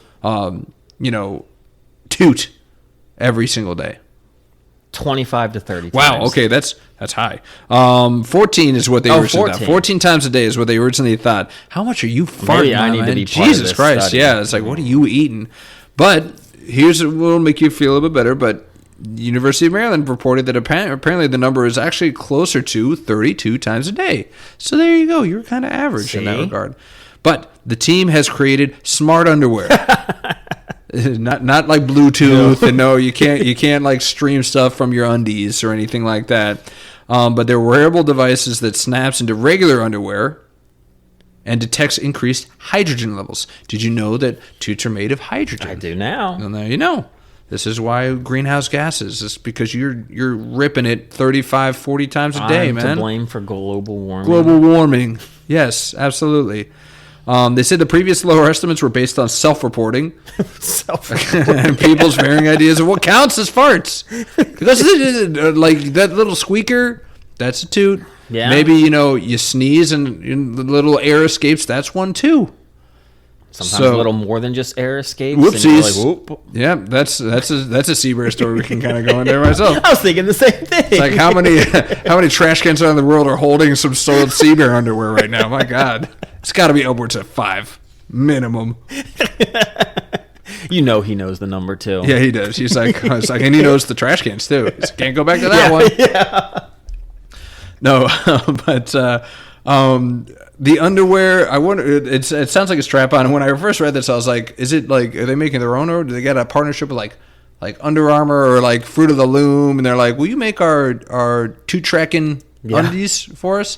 And then were they like banana hammocks, or was it like boxer briefs? I wonder, can you do this with boxers? Probably not. There's too much escapism. It's got to be tighties, tighty whiteys. Is the way to go. Yeah, you got to be tight on. Tight. You got to enclose that hydrogen.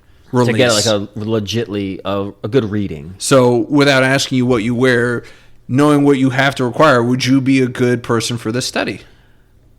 My wife would tell me, let's say that I am absolutely someone who needs to do this patient study. Zero for this study. Yeah. A high protein diet sometimes has its downsides. A lot of fiber in that diet right there. You got to add some fiber, but yeah, it's just one of those where sometimes you can't help it. Well, like University of Maryland is doing their best to try and class this thing up. Apparently, they're calling it for the participants for its Human Flatus Atlas. It's called a Human Flatus Atlas. Okay. They got a little rhyme going there right there, where they're going to measure the gas patterns of hundreds of people in case you're interested. So are you going to get in touch with UMD and be like, I got you. Like, bring that smart underwear this way. I think if we can find a good science that can maybe help the humankind, then I'd absolutely love to do my part. Well, that's the other question I have. Is what's the purpose of the study? Like, I was just going to ask you. Like, why do we need to know how often people are ripping it? The only thing I could think of is, I know within men, the colon cancer is on the rise. Okay, it is. So maybe there could be a correlation there that, could catch it even earlier. So the more you toot, the more you are at risk? Is that what maybe, you're thinking? or maybe it's like how you toot might signify something in your diet that maybe you could change. Okay, they're like, that was... Too much fiber. Too much fiber. Or too much like magnesium. Now, is the smart underwear also going to track volume or stinkiness, or is it just going to be like the how many times? Like, and is it going to be graded on a scale? It's like, well, that was more of a 1, that was a 10. Yeah, like that one had volume, girth, and and ripeness. I like to think if they're really all in on this thing, it's got to have all that criteria. Yeah, right? I mean, you can't just go just by how many times, because what if they're all little silent but deadly? I feel like they got to try to track scent more than anything else. Okay. Because I think that would be more for diet. Yeah. Right? It's like if it just was ripe as all get out, you're like, you need to change something. Yes. Something's not right in that gurgle that you got going on there. Yeah. But if it's like if it's a little bit more effervescent, the stench. It's just like, what do you got? Like a little bit too much hydrogen built up in there. And then do you have to can they just take the equipment that you snap in, or do they got to take the whole undies? And then you're gonna be embarrassed when you got like skid marks. You're like, hey, can I wash these before I give these back to you? Or like I could just imagine some of the people that want to do the study are just wanting to just try to like rip like the biggest I know they could. So it's like you're gonna end up kind of having a little bit expelled out of there. No, but seriously, like, yeah, if they're really looking for hundreds of people, they just need to go to like a local frat. They just do. go to a frat. Everybody will be dying to be a part of that study. They would probably pay you money. Can I have some of your smart? How much does the smart underwear cost? Yeah. Like, and then they'd want to see, like, well, can we track, like, at the end of the week, like, who had the most? Who was the smell? I mean, yeah, it would be so easy. It's like, oh, it was Kurt. Kurt had the ripest one, man. Congratulations, Kurt. Let's do a Kurt search. He's been on Facebook for, what going on about 30, 35 minutes now? Yeah, we're like an hour 40. Okay. And nothing. Oh, my God. No response. Typical Kurt. Yeah. Yeah, nothing. I did it at 8:38. We're about an hour and 45 in right now. He's supposed to be a friend. Yes, some friend. Yeah. But going back to the flatulence, I hope they find what they're looking for, I suppose. Like, then, I mean, could you just imagine, like, if you were in college, think of, like, freshman year and going to, what was the name of the food court outside of Santoro? Was it just Santoro, like the dining hall? Yeah, I know what you're talking about. It wasn't called that. God, Seaver's going to kill me. Either way. I got a funny story about that, too. Of course. Spare time. But yeah, just think of like going in there and being like, I'm just going to want to have like the nastiest, like, what am I going to have? Yeah. And that was ground zero of one of Seaver's incidents, was in that dining hall. We were waiting in line, I think it was for like a waffle. God, what was the name of and that place? He was like, oh, he did that Seaver face like, eh. And he'd be like, oh, he's like, oh, and then he just ran. He ran to the potty. And then he came back. He looked a little bit looser, a little bit more free, and he was like, I did a bad thing. That was the first one? That was the first one that I was present for. Maybe now, you live with them, so you probably caught a lot more. I think there's at least two I can think of. Okay. Yeah, one, like, definitely, like, just out it, I think, like after work, like, at a bar, and it was the same, like, oh, and then, oh! Yep. And he's got I'll be back. He's like, well, we all know what that means. Yeah, I know. It's like Seaber's making another deposit in the trash can. But yeah, don't be careful if you throw something away. It's like, what are you eating? It's like the opposite of hair mitts. It's like, I will not have what he's having.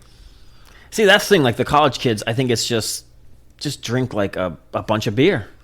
Yeah, and then eat like a bunch of oh my God, just greasy food. Probably just like I'm gonna steal it from like Jim Gaffigan, but it's like, I mean, diarrhea pocket. Like, the hot pocket. Hot pocket. Like, hey, Jim loves the appreciative shout out. He's like, I made it big. I'm on the UNO now, so yes, I've made it. Jim Gaffigan. And we don't even expect anything in return. No, it's just a free shout out. Jim Gaffigan. Jim Gaffigan's good. Yeah, I like Jimmy.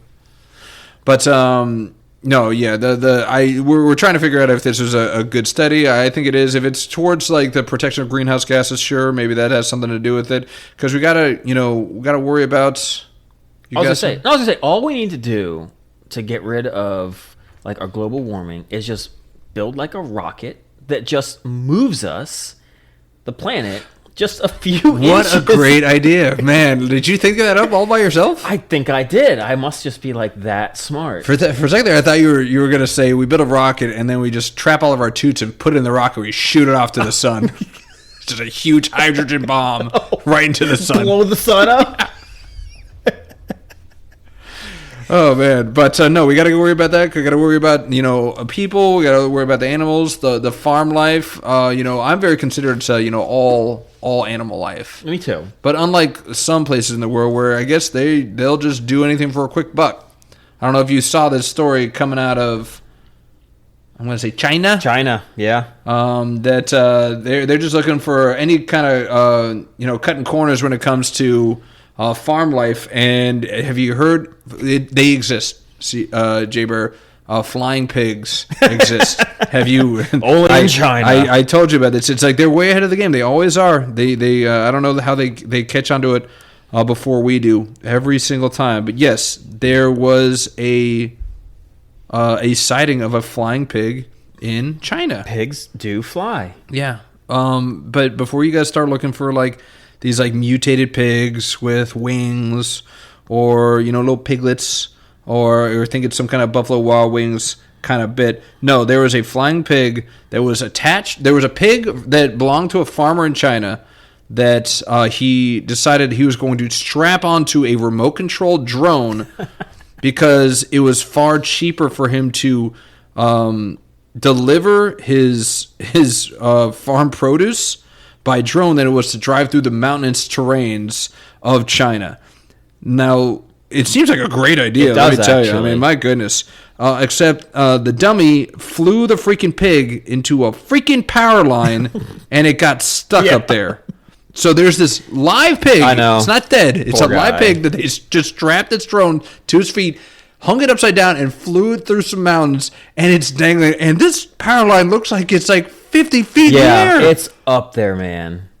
That poor pig is like, I mean, I know I don't have the greatest life, but come on, man. Well, he's probably going to slaughter, and he's like, yes, I'm saved. No, I'm dangling like 100 feet above air.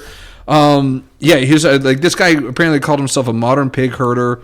Came up with the idea of transporting his pigs to a nearby slaughterhouse by drone. So talk about insult to injury. It's like, this pig's already going to slaughterhouse. Now you have to give him a freaking heart attack on the way to a slaughterhouse by strapping him to a drone. And this is a big pig. Pigs are huge. This isn't like Babe. No. This is a huge pig. Power to the drone for being able to carry those things. But yeah, it's like, loading them on the trucks was time consuming and cumbersome. And he said he's just going to strap them to a remote control drone and fly them to the slaughterhouse. Idiot. Like, how do you miss the power line? Yeah. That's like the punters in like the domes that hit the camera, hit that like that wire. Like, what are the odds? Apparently, this was the maiden voyage. This is the first time he tried this. Oh, Jesus. So it's like, he was like, we're just going to wing it. Like, let's try this out one time. Got my best pig on the job, and we're gonna nail it. And apparently, again, to add worse for wear, not only did he have this thing, and it looks like the pig is like on a noose. It looks like he's freaking hung. But it also cut the power to the entire village when it hit the freaking power line. Freaking idiot. Oh, man. I mean, I love the ingenuity. It's like, you know what? Let's give it a shot. I got this super expensive drone. And you got to imagine, it's like, the wife's like, why'd you buy this drone? And he's like, it's to help me with the pigs. It's like, he's a farmer. Why do you have a massive drone if you're a farmer in like rural mountainous China? I think thinking outside the box. I like it. I mean, maybe he should have tried to practice flying the drone. Yeah, maybe he could take a smaller pig, take a piglet on its maiden voyage instead of trying to take a freaking 800-pound pig. Take like a sack of sand or something that weighs the bag same. Of sand. So it took 12 people over 10 hours to restore power to the area. It cost the repairs. The cost was about $1,400. Apparently, he told the company employees that he got the drone entangled in the power lines due to poor visibility. They didn't let him off the hook, and they found him guilty of flying a drone into a no-fly zone. Oh, it doesn't matter that there was a pig attached to it. No, just that you can't fly that drone into this no-fly zone. And the video is just hilarious. Out in like rural China, no-fly zone, huh? Yeah. Is there anywhere where you can fly a drone? God, I wish there's no place that I'm so over the drone lifestyle, except for the Olympics. Yeah. We love it for that. But following athletes or following something specific. Like if you want to, I mean, I do like, what is it? I think like on YouTube or something, but it's just like the 3 hours of like drone footage you could just have like on the background or whatever. And I'll take that. You can do that. Yeah, like a little scenic. Yeah, you love your documentaries, your nature documentaries. Just having a little drone do that, that's fine. That's perfect. But it's like, we're a year or two away from drones just being the new paparazzi, them just flying these things by celebrities and just like getting right up in their face. It's gonna sound like everyone's just gonna sound like those. Remember the World Cup with the vuvuzelas? Vuvuzelas, yes. That drone sound is kind of annoying. It's the worst. Have you been around one like in just walking about periods, like you're just in a park, you just hear like it sounds like a locust. We had a friend of ours that got a drone, and it was pretty cool. And then like he actually like flew it from his house. It's probably we're probably like 10 miles away. And he flew it and like put it like over our house and was like, "Hey guys, how's it going?" You're like, "Get the hell out of here!" Like, this is kind of creepy. Yes, it's incredibly creepy. It's like, I know where you live, and now I can watch you whenever I want. Yeah, I mean, South Park did it best when they did the whole drone episode. That was hilarious. Yeah. But no, like I'd be perfectly happy if they just outlet drones altogether, unless it's again in like approved sporting events where we can get a better view. Because I'm always down for a better view in sports. But when it starts invading privacy, it starts muddying up airways, when it starts dangling pigs by power lines, enough's enough. If anything we've kind of learned, beginning of this, we talked about literally the Run League, whatever that was called. It's called the Run Nation Championship, okay? We're kind of just getting kind of like dumber as a society. So trusting people with like a drone. Yeah, with no expertise. Like a 5-year-old can get a drone. And he's like, I'm going to fly it to the moon. And then he crashes it in like a 747 right into the engine. Yeah, I mean, that is a worrisome thing. But man, I'm not going to lie though. I mean, how fun would it just be if you're just like hanging out, like you're at like say you just got like a big house and you just really want like that drink that's on the other side of your yard and you could just fly your drone over there, pick it up. That's what kids are for. Well, I don't have kids. I need a drone. Well, you got your dog. Teach your dog to do it without crapping all over the place. God, one step at a time. Let's worry about not crapping all over the place. Then we'll get to, Jimbo trained his dog to grab beers. Did he really? Yes, he did. It's like baby girl Quella, love her to death. He trained her to like go grab. I mean, like she couldn't open the fridge. Yeah. But if he like opened the fridge, she'd grab the beer and then she'd bring it over to me. And I was like, oh my God, you've done the peak training for this pup. Congratulations. That's pretty cool. Yeah. But no, I mean, like drones are the freaking worst. And again, it's like there's like, are sex offenders allowed to have drones? Like, is there any kind of policing that? Because what's to stop a sex offender from just like, all right, let's see where this goes. Oh my God, that would be so creepy. Yes. You just see like this. Well, it's like when I lived in Hawaii, like when zones started happening, it's like if I'm chilling on the beach with a lovely lady, all of a sudden and she's wearing a two-piece, all his, and I look up, there's a freaking drone right above us, just kind of just scoping us out. Just a bunch of freaking creepers. Yes. Really? Yes. Yeah, not so fun and carefree anymore, is it now? No, it's not. No, it's not. People can't be trusted. It's like invasion of privacy. Yeah, it's like you have to have like get certified or something. There's got to be some kind of prevention. I'm just hoping we just don't get to the fact of like drones are delivering our packages. Oh yeah, we're kind of there almost. I know. I mean that commercial was like, well, that commercial like 8 years ago now. Yeah. Super Bowl with the drones. It took longer than I think expected. Well, yeah. Well, and again, it's like if some unseemly individual sees a huge package getting flown around by a drone, they're just going to follow that thing, and then when it gets close enough, they're just going to smash it and take the package. They're going to have their own drone and come swoop in and take it. You already got those porch pirates that like wait for like a package to land and they just scoop it up before the owner can get it. It's like drones flying these things. Like that's just the next step. And they're going to break all this really, I'm assuming, expensive equipment at the same time. I know. Yeah, I hate those porch pirates. Yeah. Those videos, too, where they get caught and they just, like, pretend like they're not doing anything. Oh, what? No, yeah, it's just right. No, I was getting it for, like, a friend. Get the hell out of here. You're not a friend of mine, sir. Yeah. No, like, there's a viral story that came out, I think it was, like, a couple years ago, where this person kept getting their packages stolen off their porch because I guess they lived off like a main street. Okay. So it was very easy for people to just walk by and just wing. So he started packaging like his dog's turds in the boxes, and then he'd leave those out for them to just kind of snag. It's like, enjoy the package. Good. Yeah. Can't have hardly anything nice anymore. No. I've had to have people like at work that they're expecting like the package to show up like after their shift, and then all of a sudden like Amazon will be like, oh, your package is delivered, and they're like, so can I take my lunch now, and I'm gonna be like a half hour late because I need to get this package because it will get stolen. Yeah. They're like, I have to go because I can't trust the people in the community. Or it's like as a whole. Or it's like I had one kid. He's actually the guy that cuts my hair.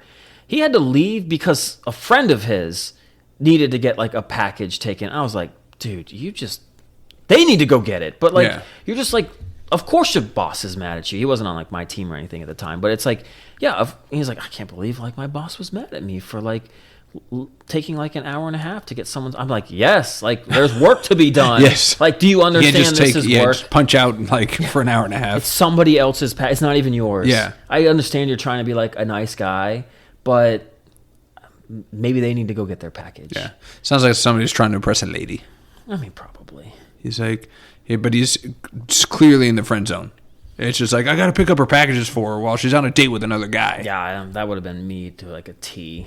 Oh, you need me to help you out? Okay, I'll be the nice guy. Yeah, you were always giving rides to the airport. Are you picking up your boyfriend? I'll drop you off. You know who'd never do that? You. Oh, yes, I would never do that. But my brother, Shia Lebouf. Oh, God. Shia Lebouf wouldn't pick up nobody for nothing. Man, like he was loving himself some Olympics. That's what I like to think. No, it was Mardi Gras, baby. He was there. Apparently, he's from New Orleans. So those of you that apparently live under a rock, Shia Lebouf got a little bit of a tickle of an issue in Nolens. That's what the locals call it, is Nolens. It's not New Orleans. Trashville. Wow, I like it. Well, he's sleeping, man. Mardi Gras is great. New Orleans is great. Great music, great food. Gotta give it a shot. You don't have to go towards Mardi Gras. You can avoid all the nut jobs, but go check it out. Go see a Saints game or a Pelicans game. I'll go see a Saints game. Nothing's more fearsome than the Pelican, Semco. To maybe see Strikes Zion fear. Williamson play. But yeah, so for those of you that are under a rock, apparently Shia was having a great time in New Orleans over like a weekend before Mardi Gras. There's multiple sightings. They all had the same response. This guy's belligerent. He's without a shirt. He's trying to pay with like credit card when we give clear signs that we only take cash. Was it Todd French? Yeah, I think it might have been. Yeah, shirtless. Shirtless Todd. Yeah. Shirtless Todd Benjamin French. Yes. No. And then of course, it's like you. Like, I wish we could have put bets on, is this guy going to go to jail? Because, I mean, it was bound to happen the way that he was going. And he was not slowing down. And I don't know if you saw the video. There's, of course, multiple videos. Him, like, I've seen, the like, ambulance. You see the one where the guy gives him, like, a two-piece? Like, bop, That's the one I saw. Oof, man. He's a big dude, too. It's just, like, after a while, like, everyone's just like, will someone please punch him in the face? Just because he wouldn't stop. He wouldn't. Just sit down. Yeah. But yeah, he's making all sorts of crazy issues. Apparently, now there's talk about like hate crimes and all sorts of stuff.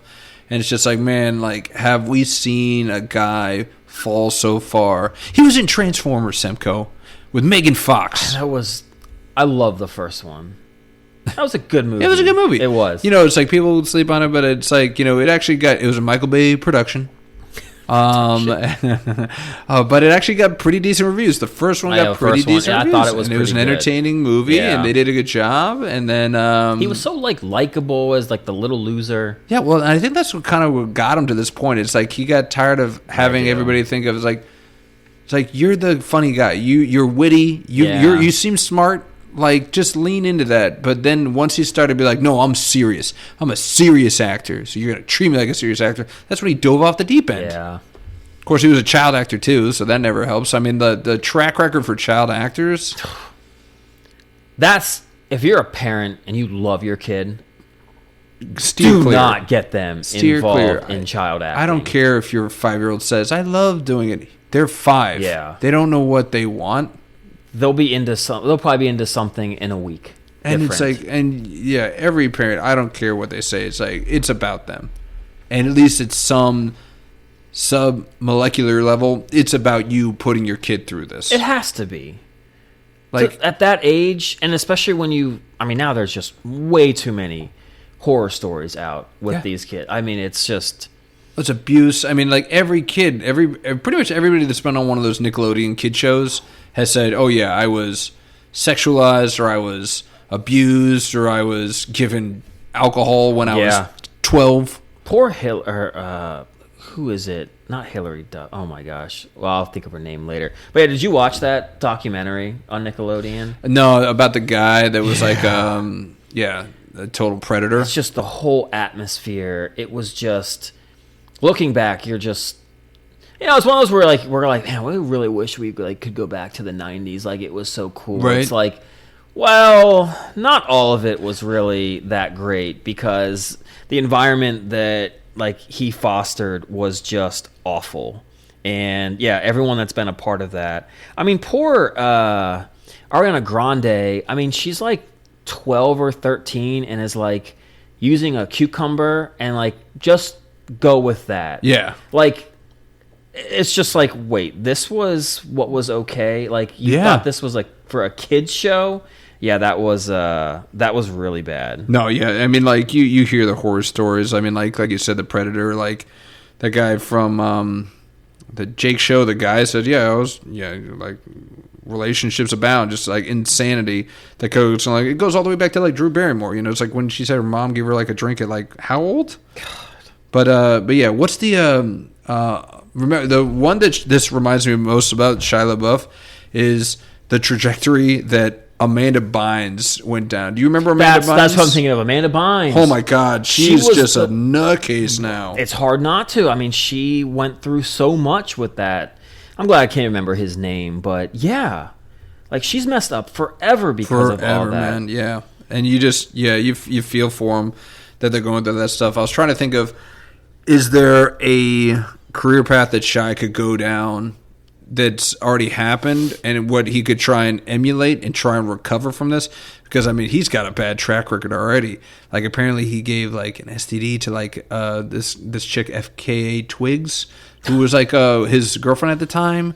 Like, you know, he's got obviously a bunch of like domestic abuse stuff. Yeah. It's like, you know, like you said, Transformers, like, you know, he was good in, I mean, Holes was his first movie, and he was the lovable kid, and he was just, you know, like laughing and whatnot. But even as like serious terms, Eagle Eye, that was a good movie. Did you watch Eagle Eye? I didn't. I wanted to. Eagle Eye was not a bad movie. Okay.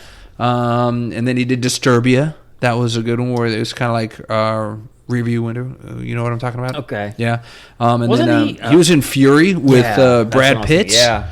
I thought everyone said he did John really Bernthal well in that movie. And it was like, okay, he's turning the corner, and then he just fell off the rails, man. Well, I mean, he's battled substance abuse, and I don't know. It's just alcohol, man. That guy just can't stay away from the bottle right now, man. But yeah, I mean, you know who came out from the who he should really just call and be like, take me under wing, is Robert Downey Jr. Yes, like because that guy was unhireable for a long time, and then he finally, and it's like, you know, he kind of just leaned into it. He's like, I'm an intelligent, quirky, witty guy. I'm funny and I'm entertaining, and I like, you know, and that could be him if he just cut it out, man. He's heading down the Charlie Sheen. Who's the guy that's in like Saving Private Ryan that passed away recently? Tom something. Sizemore. Tom Sizemore. Yeah. Like he's just heading down that road. And he's just going to be a D-lister, and he's going to get on the reality TV shows, and he's going to live in a house with Vanilla Ice or somebody. It's just not going to be a pretty end. Yeah, no. Which sucks. I liked him. I thought he was talented. Yeah. I'm sure he was absolutely talented. He's just insane. Yeah. Which a lot of these actors are in their own weird way. I'm sure something will come out when he's like, he'll probably put out a biography about all the crap he's gone through, and it'll be a must read. It will, but it'll remind me of I remember a buddy of mine was reading Anthony Kiedis. Is that the Red Hot Chili Peppers? Yeah. And he came out with an autobiography.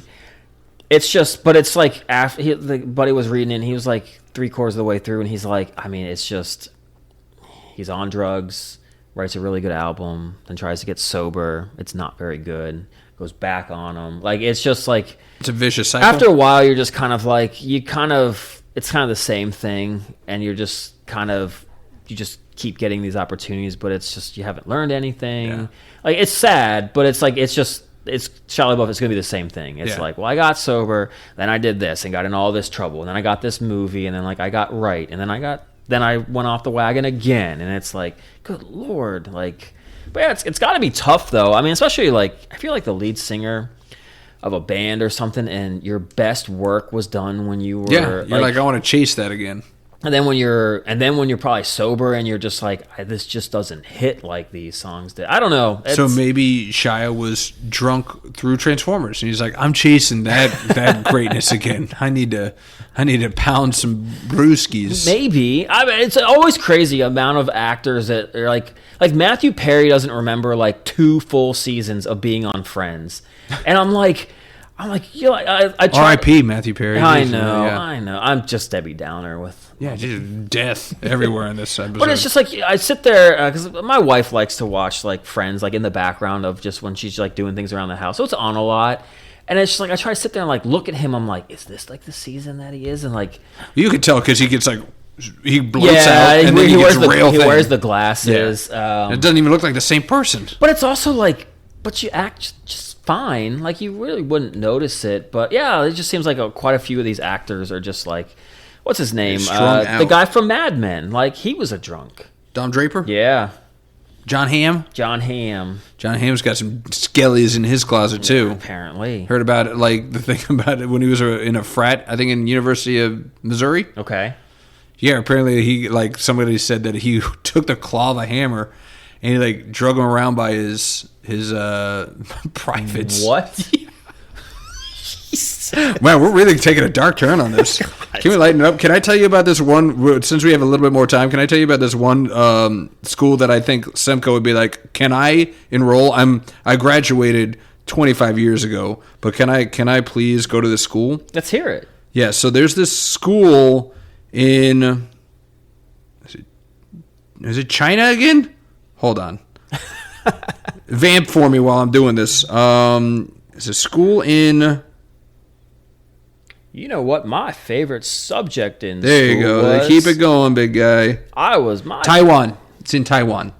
So at the Ershui, I'm probably ruining that, Ershui Junior High School in Taiwan, it's not enough to be successful in the classroom. Apparently, before graduation certificates can be signed, a student must scale a 15-meter high rock climbing wall.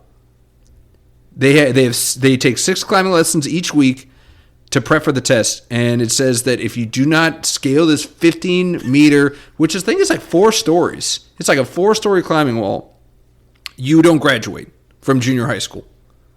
Would you want to go to this school? Absolutely. Would you recommend all of your friends and their kids to go to this school? Yes, I absolutely would. I loved it. In our middle school, we had like the rope. We had to climb the rope. Yeah. Oh, Did you have to, though? Did you have to do that to graduate? It would have been better if it was to graduate, and then some of those people that just half-assed it up there. I wasn't allowed near the rope because when somebody was up there, I'd be like, shaking the rope. It's like earthquake, just like Ace Ventura: Pet Detective, the second one, When Nature Calls. Earthquake check. He's good. With my help, he could be the best. I'm glad we met when we did.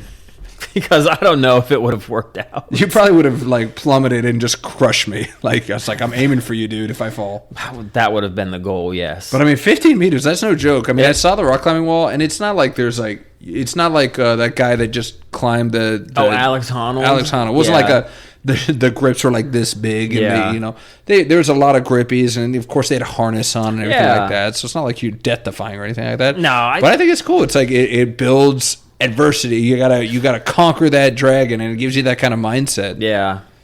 But I mean, like, that would never fly in the U.S. Oh well, we're getting closer. I mean, the presidential fitness is back. Yeah. You love the presidential fitness. I do. Yeah, we talked about this already. I know. 8-time. Oh my god. Winner. Yeah. Did you get to go meet the president, or did you just get 8 certificates? 8 certificates. Do you still have them? Either I do or my parents do. They drove up like they came up like 4 or 5 years ago and brought like old yearbooks. That might have been part of it. So I think I do have them. Mr. and Ms. Semico, if you have them, we need them because we are going to start recording video on this, and I need those in the background of Semco's shot. All the presidents. All the presidents. I don't want anything else except for the Ego bobblehead and your 8 presidential physical fitness. I'll be happy to put those up. All right, please. But yeah, mom, dad. Well, dad. Mom doesn't listen anymore.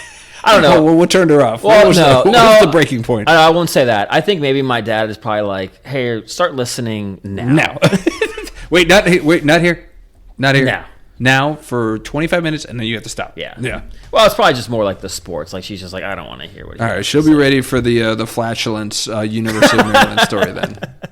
That one's for you, Miss Psycho. I mean, they did really like the talking about the Shamar Moore and his side piece and that whole drama. The thirst trap. Did like that whole drama. All right. So do like some of those. So they'll like the stories. Tony Clark.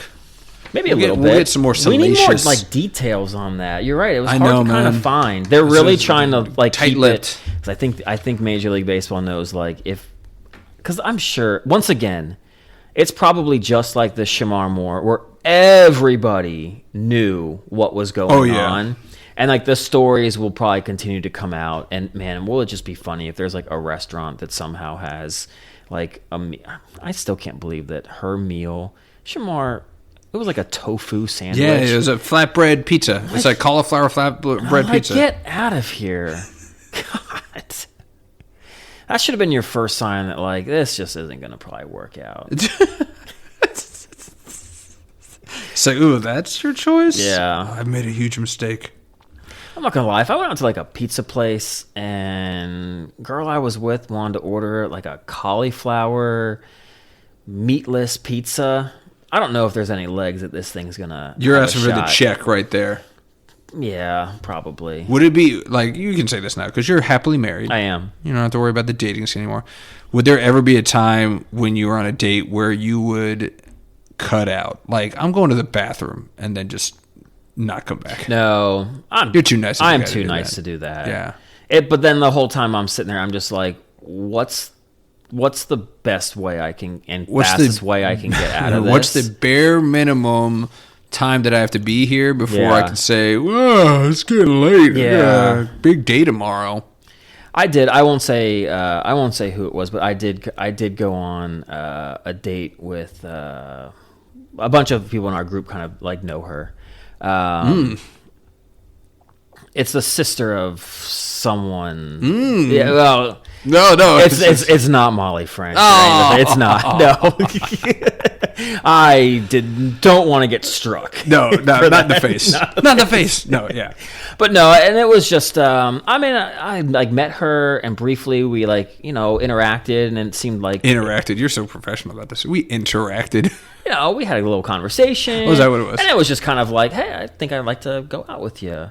Oh, man, we were like, I don't even think we got to the restaurant. Just and I just incompatible? was kind of like, yeah, I don't think this is going to work out. So you like in the car ride, you're like, Like I felt like I had to like drive the conversation. That's the worst. And that's not me. Like it's just That's where you got old Beagle here. Yeah. I'm the driver. This is the most talkative I really am. Yeah, it is. I think we get it out of you. This is your week's worth of commentary, and then you're done. Yeah, you're like, I've hit my quota. Yeah, and then I'm just gonna start like scrolling through stuff and just texting. I won't talk to anybody else. I'm sure your wife loves that. She's like, "How was it? Fine." Yeah. Seriously. Yeah, that's all. So you want to talk about? No. Like, what do you have to say, honey? Like, what story did you find? Like, what did you see in the news? Come on, talk to me. Come on, what's the juice? Give me the juice. But yeah, when I had to realize I had to like lead the conversation, I wasn't really like getting anything out of it. I was like, I'm just not gonna. It won't work. Like, I can't carry the relationship with the conversation. Yeah. And so it was just kind of like I felt kind of bad. Kind of like ate the meal. Kind of like hurried to get out. But it was like one of those where it's like, so like, what do you like about work? Oh my God, that's the worst. And then it would be like, but it'd be like the shortest answer.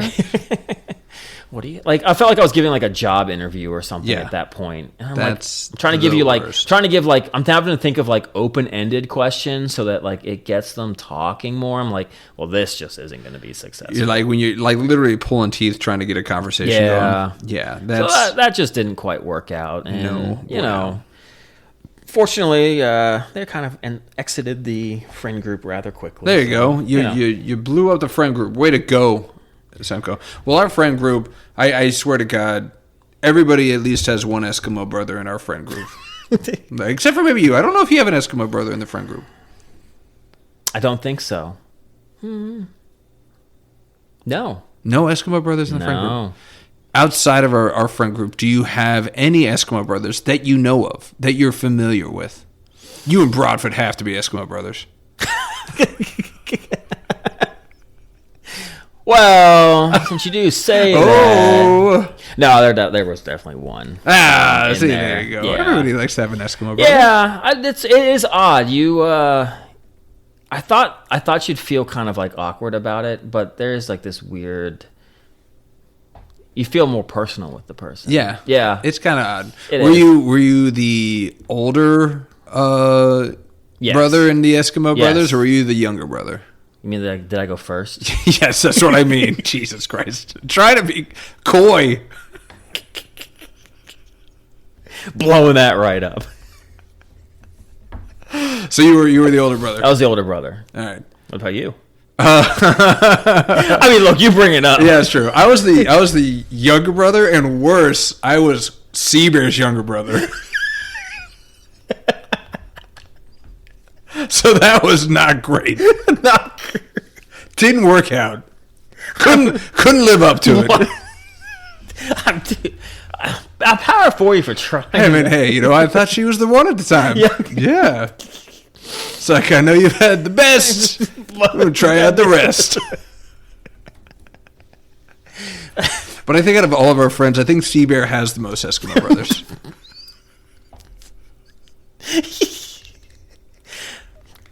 I don't think you're wrong. All right, thank you. Yes. But yeah, that The tracks. I mean, it's not by a huge margin, but No, I will definitely say, there's like times where like I'll tell. Actually, now, like when I first started like dating my wife, I'll kind of like tell stories of just some of like the shenanigans we've kind of gotten into. Yeah. And it's funny, everyone comes out as like nothing but like a huge player. yeah, that's true. Just like But we're not. We're so not. I know it's like a lot of times we're always had a girlfriend. Yes. For most of serial it. daters. Yes. We were. Yes. Yeah. Not one night stands. No. We like to be invested in our relationships. Which I think came like a huge shock. I don't know. It's one of those where like I've grown to realize I think our group of friends we're a bit like different. Yes. We come off like in a different way, and it's kind of hard to understand that like we're actually outside of when like we're all not together.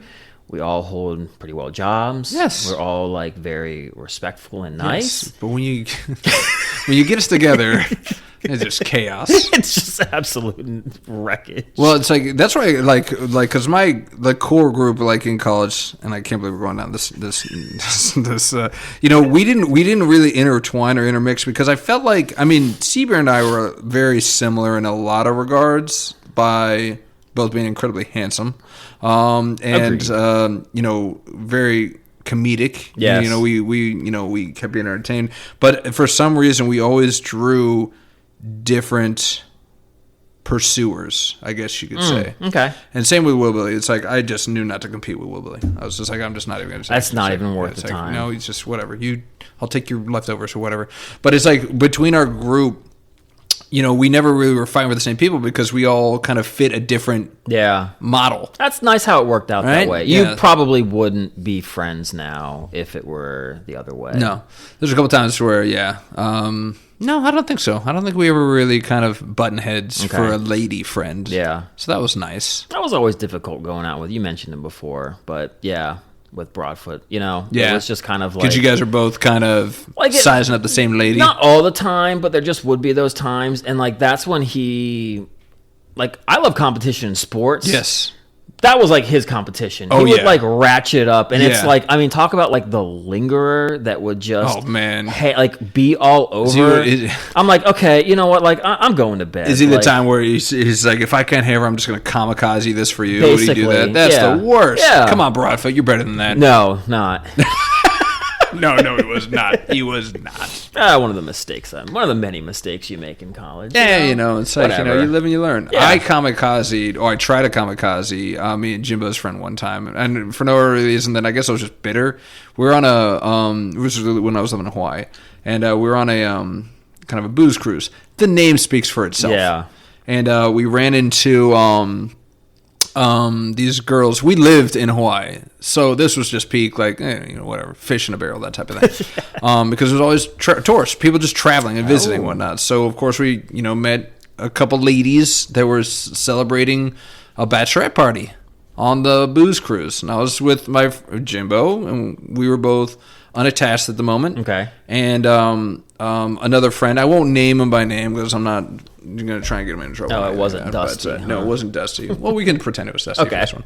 But we went out, and he was with somebody at the moment. In fact, he was married at the moment. Oh, wonderful. But yes, well, he was very wonderful from, happily married. But anyways, so we were out, and all the girls, like, I was off my game. They were all just had a shine for this guy. And not for you? Not for me. I know. It's a shock. They're crazy. Crazy. Yeah, what's wrong with you? You need glasses? Go back to whatever it is. I mean, again, he had stuff going for him, so good for him, man on him. He was married. Yes. Single women love married. I don't know what it is. It's like, I think he told them, and he didn't announce it, but maybe they just felt safe. They're like, oh, he's married. Yeah. They don't do anything. And I got so bitter. Of course, it was a booze cruise. At the end of it, it's like they invited us back to like where they were staying and whatnot. And I just started like just trying to kamikaze everything. I was like, "You're married. What are you talking about?" I was the worst. And he's like, "I'm not even doing anything. What the heck?" And of course, that definitely made me more attractive to these women. Let me tell you. Oh yeah. You played your cards perfect. Just slam dunk that thing. Pretty much to the point where Jimbo even said, "You gotta go." Yeah. I was like, "All right, fine." It's like I'll go watch Frisky Dingo reruns and enjoy my night. Thank you very much. So that was I gave you a rare glimpse at one of the only times the Bigo struck out. It happens to the best. It does. I mean, Wayne Gretzky didn't score every time he took a shot. Sometimes you have to give an assist. Although apparently I was trying to block shots. Yeah. I was blocking. Blocka. I was a soccer blocker. Yes, got it in at the last second. But yeah, man. So we did it. We made it to another 2.5 hours. I know. I stretched this out as long as I could. Boy. I knew we were in trouble when the Olympics. It was we got 40 there. minutes. When I cracked open the Shia Lebouf can, I think we're at 2 hours, and we could have stopped there. But this is the meat. This is what people wait for. This is. I love now how like Spotify. It's not me that does any of that. I know, it's but the it AI. chops it up for you. So and I just got to believe that everyone just kind of looks at that, and it's just like you pick what you want to listen to. Oh, they're talking about like some relationship stuff in here. Yeah, let's tune into that one. Well, the other reason I was stalling, I was hoping for a response from Kurt Emre, and I hate to say it, 2.5 hours in, zippy. I'm not surprised. No, afraid not. Bit. But we'll see. I'll keep you up to date. We'll talk about it on the next one, see if we got a response. Maybe if we don't, maybe it'll be Semko's turn to ping him on Facebook. Do you even have Facebook anymore? I don't. It's like my old C&U account. Yeah. I don't know the password. I don't know. You don't even know how to log in. And I don't know what the other... I'm actually... It's probably one of the happiest things ever was when I got a new phone and had to try to log in. And it's like, well, we're going to send another email to verify to this email address. I'm like, I don't even know I had that email address. So I was like, well, I guess I'm screwed. Yeah. I'm not missing anything. I mean, dude, getting unplugged from social media might be one of the best things I've ever done. Yeah. But sadly, if we want this thing to have legs, I know we're gonna have to get back into it. But that's a good purpose to kind of have it. Yeah, get all the trolls. I can't wait to read all of the hate mail. I know. Oh, I've been thinking about that. I'm like, man, like, am I gonna brush it off, or is there just gonna be someone that's just gonna be like, there's gonna be some like king troll that knows just your weak point and they're just gonna pick it apart. It's like, this guy sounds like he's got a big nose. Like, damn it, how does he know? Oh my god.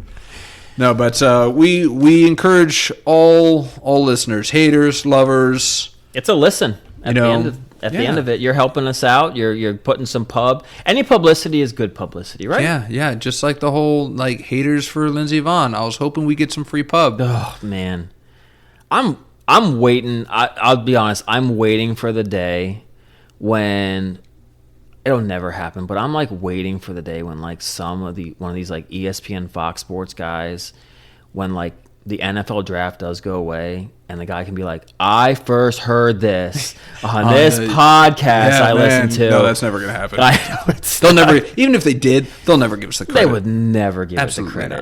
Not. No. But a guy can dream. I know. Yeah. But I'm keeping the receipts, the timestamps on everything. You got it, man. Because you heard it here first. Yes. I heard it here first. Yeah. Yeah. But No, it's been this has been like another wonderful episode. I Always think is. Do you have any last words? No, man. Again, another sports chapter has ended in 2026. Done with football, done with Olympics. So let's gear up for some combine action, which I'll watch very little of. Some CBB, some college b-ball. I'm big. I'm gonna think big into getting closer. Yeah, we're gonna get close to the conference championships coming up fairly soon. I love the conference. I love the one automatic bid conference championships. I mean, because those kids are just fighting. They're just. I mean, look. Lately, teams that have made the dance from them have done some damage, like St. Peter's. But generally, they're not going to, and it's just going to be their one like claim to fame to get into like the NCAA tournament. So they go so hard, want it so bad. And that's just what you love to see. Yeah, that's what you. These guys aren't getting drafted. No. They're not, like, this is their Super Bowl. We talked about this. This is their chance to continue, and a lot of them are seniors, and they're like, this is my last chance to play basketball at this level, and I don't want it to end. And it's like, that's the true love of the sport that you can't help but root for.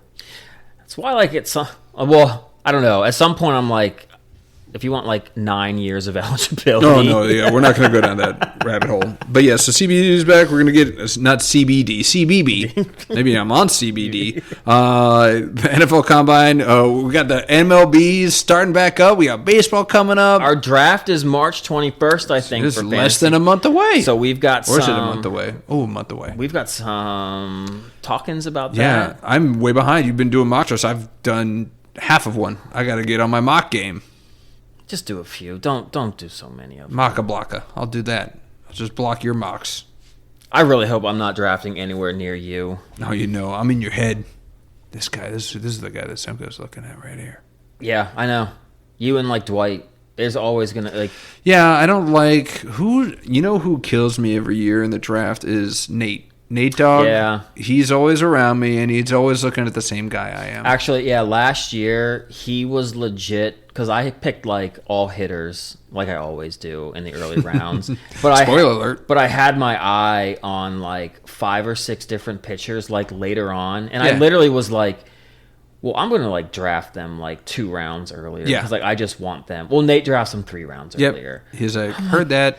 I'm like, oh my God, like I want one of these guys. And I mean, thankfully he went like 50-50 like on them. As you do when you go pitchers that late. You know. You're just grabbing quantity. You're like, hope a couple of these guys kind of hit through. I'm still mad at you for getting Hunter Brown last year because I was going to get him. I know. So mad about that. Yeah, well, I couldn't because after I dropped him. I know, and I picked him up. And he crushed it for me. And I forgot. I was like, nobody knows how good he did except for me. And I forgot that maybe the guy that dropped him is still keeping an eye on him. And of course it was you. Son of a gun. Best part about that was I had no intention of taking a pitcher in that round because I was thinking of getting all these different hitters. And since everyone took all pitchers, the hitters that I didn't think I had a chance at certain times, like, were still just sitting there. So I just loaded up and I was like, wow. Now that I have all these hitters, I was like, I guess I'll take a pitcher. I still blame Will Billy for doing this. Will Billy makes sure to panic. Everybody knows Will Billy's going to and he spoiler, Will Billy. I'm going to ruin your draft study. He already committed. He's like, I'm going back to it. I'm going first 10 picks, pitchers. Is he really? Yes, he is. I've already spoiler for everybody that's listening in. If Will Billy's coming up and you got a pitcher in mind, you better not wait for that pitcher to circle back around you because he ain't sticking around. I got a challenge for you, Will Billy. Ooh. You didn't want to do the kicker off with me. Oh. You may not even have listened to the podcast in time. Probably has. But, and I'll say this to you, I'll maybe like text you. I'll keep picking hitters, and you keep picking pitchers. Ooh. And we'll see who blinks first. Oh, man. See, this is a win-win for me. I know. The two of us are going to get like knocked out. No, I love it, and I think he'd go for that because I think he'll probably want to get pitchers until the structure says you can't pick any more pitchers. Oh, you have to fill these other positions. I don't even know if Yahoo does that. I don't know. They used to, I think, but I don't know. Yeah, that'll be fun though. But I would like to do that. Yeah. Well, I can't wait to see it, my friend. I'm going to have one hell of a hitting arsenal. Yeah. I'll just trade you my 5th best pitcher for your 3rd best batter. I'm not doing any more trades. I'm not doing any more trades after last year. Really? Okay. I thought I fleeced Todd French. Remind everybody what the trade was? I was going to get Hunter Green. No, Hunter Green? Yeah, Hunter Green. Hunter. And he was TV's Hunter? Nice. I got it in. And Marcell Ozuna and I had Bryce Harper and Tyler Soderstrom already as first baseman for Matt Olson. Ooh. And Ozuna had 2 amazing years. Yeah. I just needed half of those amazing years. Yeah. I didn't even need him to give me that. My offense was good enough. He just essed the bed. Cratered. I don't know what happened. He got benched like 2 games in a row. Fluky as all get out. Oh, man. my God. And then like Hunter Green went on the IL a decent amount. And, of course, Matt Olson turned. And Bryce Harper sucks. I hate him. I literally, all I needed you to do, dude, was hit like 25 homers and drive in like 90 runs. Something you used to do in your sleep. I didn't even need you to have MVP quality, like caliber at bats, and you couldn't even do that for me. And then Soderstrom, he was Mickey Mantle for like 2 months, and then just sucked. Yeah, I don't know. Fantasy baseball, these sports they just anger me. Get me to an early grave. Turn you into Shia Lebouf. Yeah, absolutely. Yeah. All right, but we've wrapped, man. I got know. nothing else, man. You got anything you're looking forward to? Life. Hey, man. Amen to that, big guy. No, I'm just looking forward to another fun week of sports. I'm looking forward to what we're going to talk about next week. Yeah. Throw in, I think we need to have a good little story time. Okay. Perhaps. Okay. Kind of a little light on the stories. All right. I gave you the sea bear pooping his pants. Oh, you did, I gave you the Bigo Blocka, Osaka Okay, Blocka. that's true. I gave you, I feel like there's one more. That I Yeah, you gave did. I Okay. gave you gold. I gave you the Eskimo brothers. Like, you got to start giving me the stories. I'm Okay. giving you all the juice. All right, I'll give you some. Come on. All right, I got a week to think. Think about it. Well, that's another episode of Undrafted and Overconfident. Thanks for hanging with us, the 2 friends who've been arguing about sports for 20 years and still can't agree on anything. Hit that follow button, drop a rating, and email us at undraftedandoverconfident@gmail.com, and we'll see you next week. Different takes, same nonsense. Thanks, y'all. Peace.